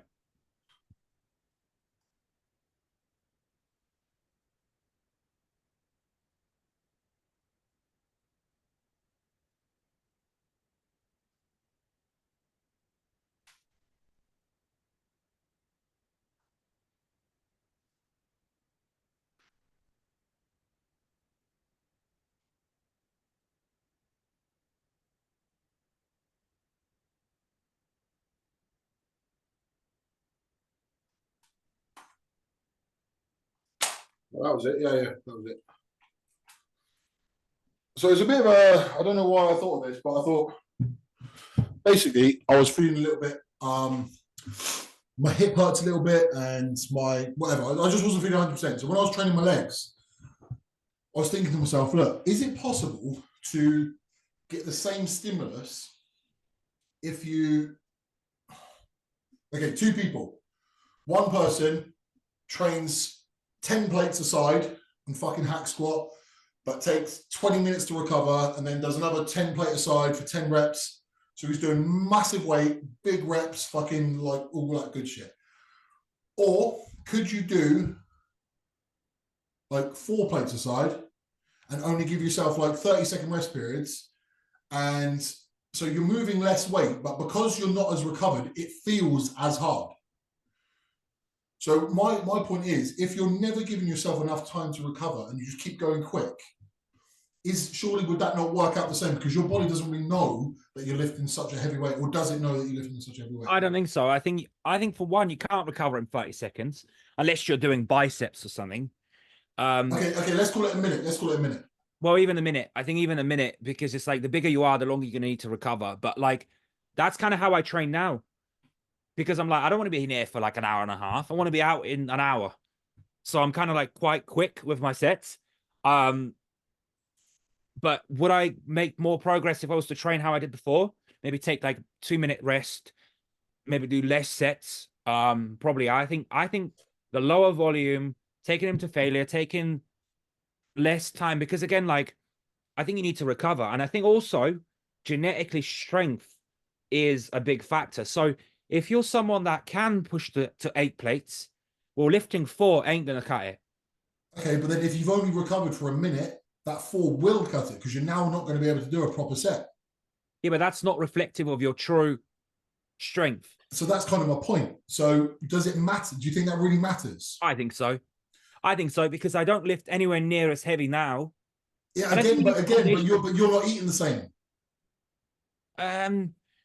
Yeah, but I think you still need like that range between like 6 to 8 reps and 20 to 30. I think you need across all of that. You want to work because again, like if you're, let's say you do a four plates when you've got the ability to do 8. Well, that 4 plates, how many reps you're gonna get? Loads more. Okay, so then let's say you now change the way you're lifting. You make those 4 plates feel heavy. I think the whole make the weight feel heavy. I think that's bullshit. Like, yeah, you can slow the weight down, but you can only slow it down to a certain extent. Like, what are you gonna do? 5 second eccentrics? I think the eccentric has to be at a certain rate.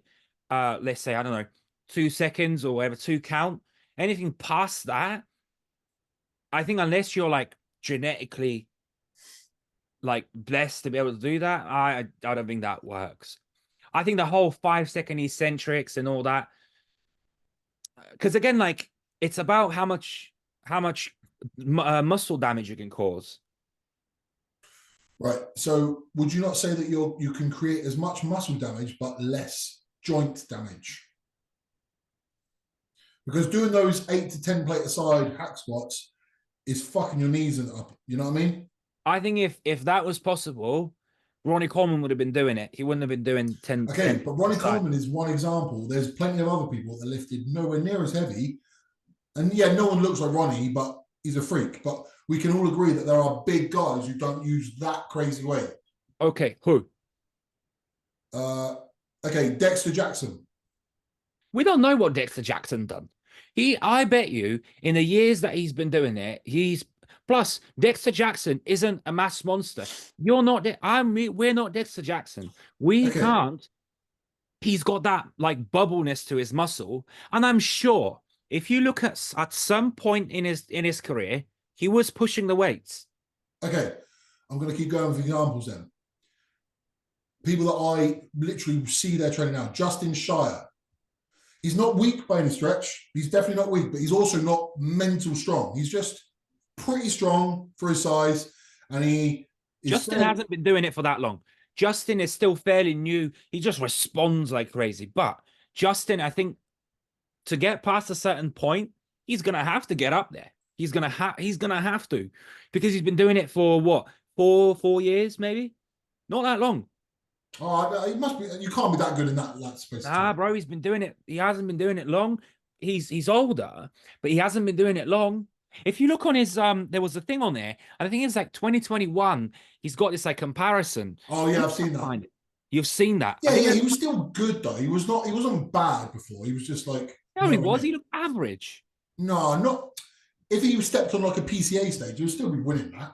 I don't know. Compared to some of the fucking PCA guys, are like you would have beat him back then. Yeah, that structure is hard to beat, mate. He didn't have that structure back then, though. Let me find it. Yeah, as you're finding it, let me say another one. Regan Grimes. Regan does train heavy. Regan no, he does not. Regan has. Okay, he can press 3 plates on an incline.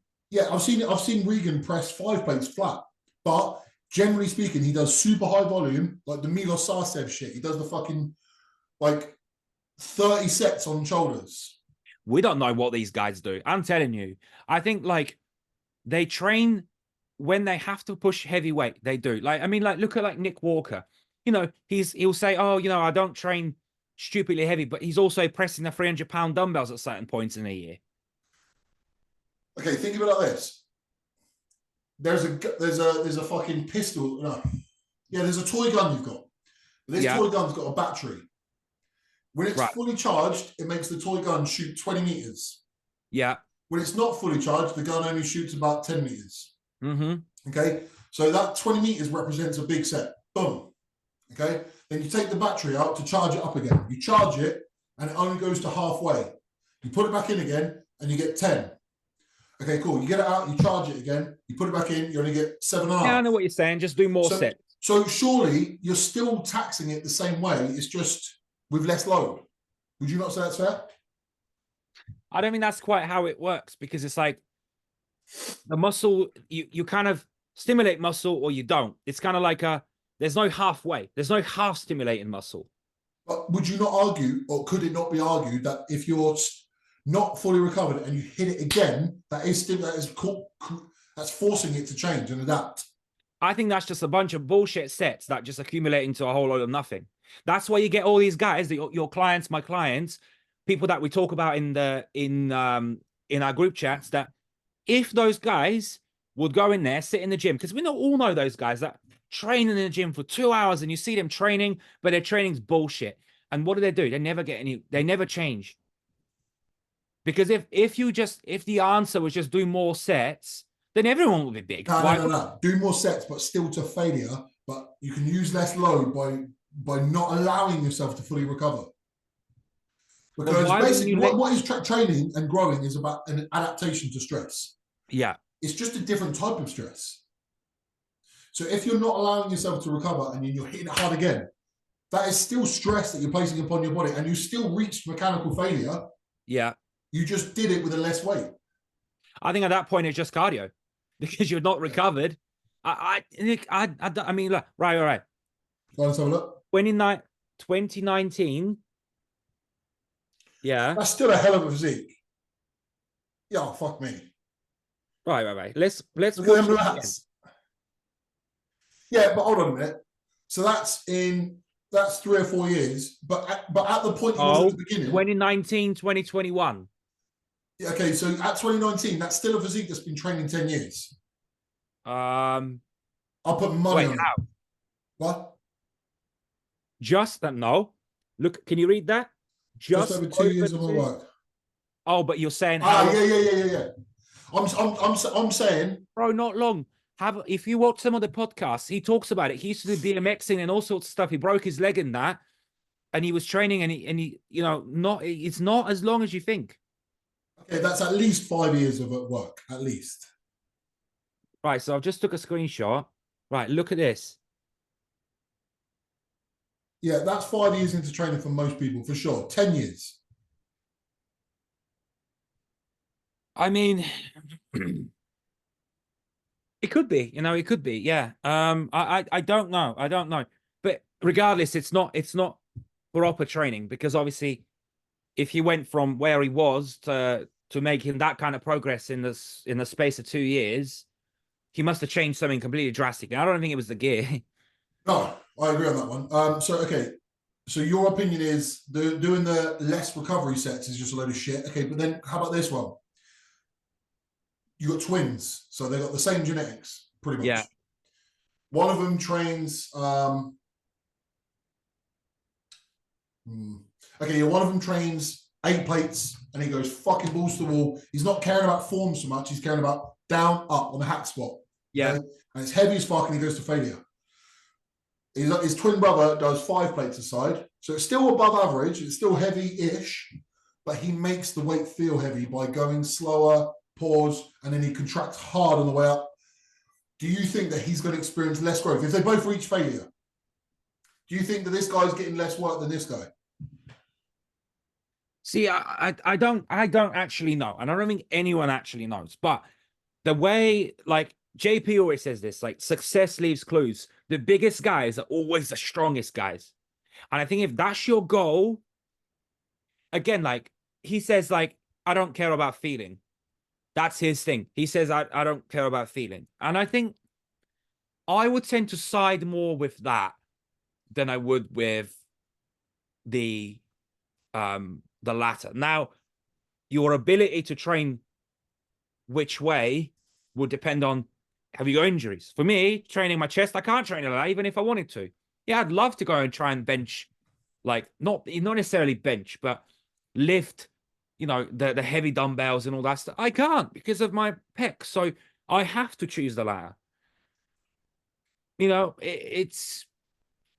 I see, like, I think you build a certain, you just build a different look when you train like that. Okay. On that note, then. Now, I think also. Okay. I've got one. And I know you're just going to say genetics. I know you are, but Samson Dowder, James Hollinshead, who's got more muscle? Samson. Who trains heavier? You know the answer. Come on. Okay, James. So why? Why does he train heavier? Why has Sam's got more muscle, even though he trains way lighter than James Hollinshead? Because he's black. That's the trump card, isn't it? If all else fails, boom. Yeah. I mean, okay. Look, I think, again, like Samson, again, I think strength is genetic as well. If you're genetically quite strong, by not going there, you are cutting yourself short. If I could, I would be. I'm sure there are people. Nick Walker always says that he's gone away from strength stuff and he's still growing just fine.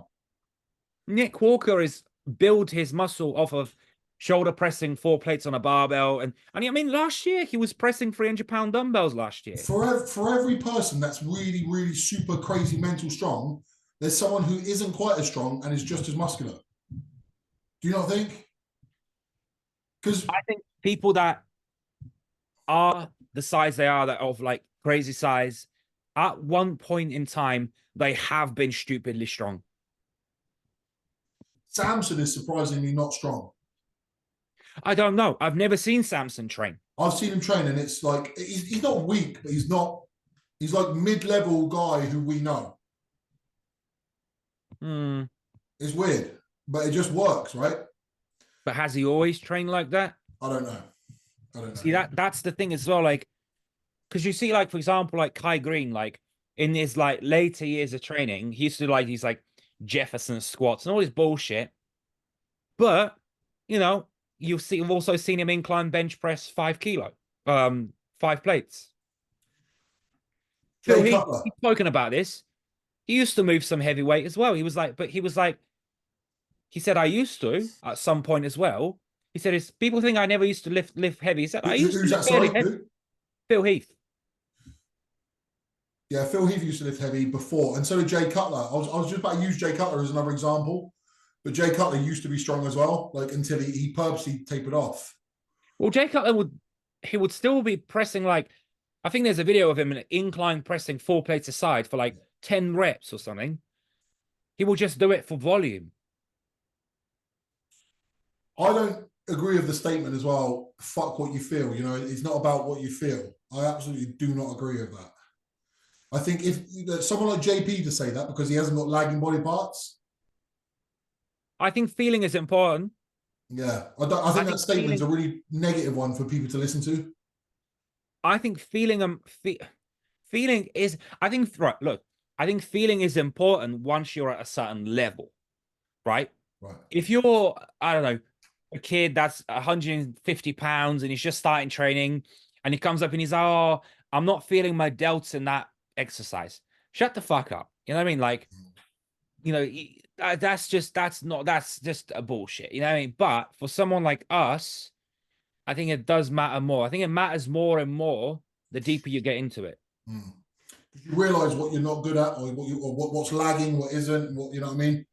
But also, in a way, if you put yourself in a hack squat and you say you're not feeling your quads, well, what else could be working? Yeah, you got your glutes and you know your hamstrings, but to an extent, your quads are the primary movers. Okay. Who is one? Who is? Name the 3 best deadlifters for reps that you know. I'll give you the answer. Well, Dan Bastick, Josh Law, Louis Allen. Okay. They're 3 of the best guys in bodybuilding that are repping big numbers. Yeah. Okay, Dan, Josh, yes. Okay, so they're out of the picture right now. Louis. Does Louis have a big back? No. So what's moving the deadlift? Well, obviously he's the way he does it is that's why his posterior chain is his hamstrings and glutes are. Okay, so then same so now apply that for the hack squat thing you just said. Hack squats are fixed though. Hack squats are. But you can still definitely bias more. No, I mean depending on like when it comes to the deadlift, depending on your shin angle, depending on your knees, depending on how you place your hips, you can leverage it in one way or another.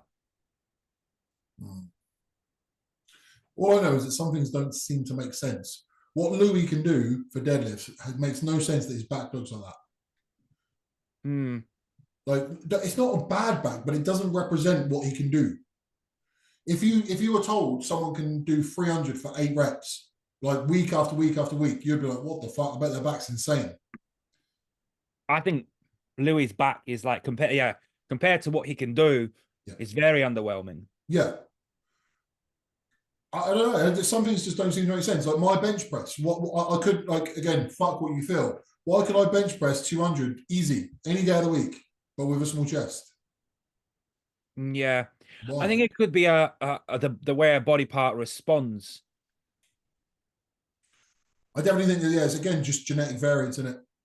Because And, it's and I like, think that kind of goes full circle now to the original question: what do I think's better? And I think it kind of depends on who you are. I think also Louis, the way he pulls when you see him, a lot of it is quite mechanic. Mm. Whereas when you look at Dan, you can see his fucking back. You can see his back, like, you know, when he does that and he like gets his like elbows in, you can see his back like contract before he pulls that, like before the bar pops off the floor. I think, as I say, I think the answer is it depends. There isn't like people. I think in this industry, well, just in general, people always want a black and white answer. They want to Google something and then the answer to be blue. But the answer is not that straightforward. There is so many variables that come into it that it's just impossible to answer. I think if you're blessed with a good back, you can do more or less anything for back, and you will get better. If Same you're with not chest. blessed with a good back, you can do anything you want, and your back will still be shit. It's like with chest. If he might watch this and he might, if he made it all the way through.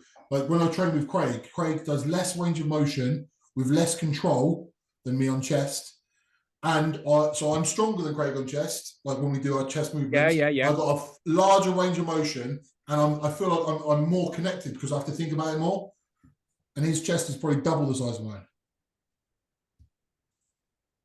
It could be a lot of it to do again what we said about like the how you train, whether you train lower, like whether you're like more on the lower side of reps or the higher side of reps.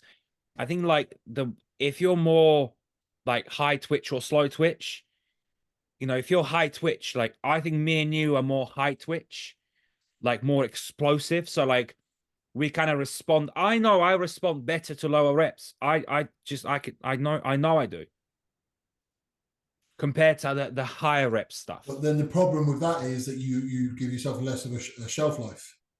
Oh, of course. Yeah. I can't risk doing the low rep stuff anymore. I can't. No. So, But I bet you your chest had a different density when you could do the higher rep stuff, the higher weight stuff, the higher weight stuff. probably. It's funny. I don't know the answer for sure, but yeah, you're probably right. Because I find, let's say, because I'll push maybe 2 sets that are heavier on chest and the rest is kind of just fluff. I just find like my chest gets a different look if I go and look at my chest like directly after that set, completely different compared to like the rest of like the, no matter how much squeezing you do, no matter how much what you do, it's not the same. It's not the same. And you see that in the pro ranks as well. Like certain Samson, why is his back not like Nick Walker's back? Because they ain't. It just probably won't be. Or Derek's back. I feel like all of this can be trumped just by genetics. Like, so why has Samson got an amazing chest but not so good back? Genetics. He didn't just forget to do his back. He didn't fucking not think about it, did he? You know what I mean? His legs and his quads and his chest are just mental. But then his back's lagging comparative. Why? Comparatively, yeah. I just think that there's a genetic element that I think we all overlook too much. Like you and me aren't ever going to have like chests that are like fucking bulging out there.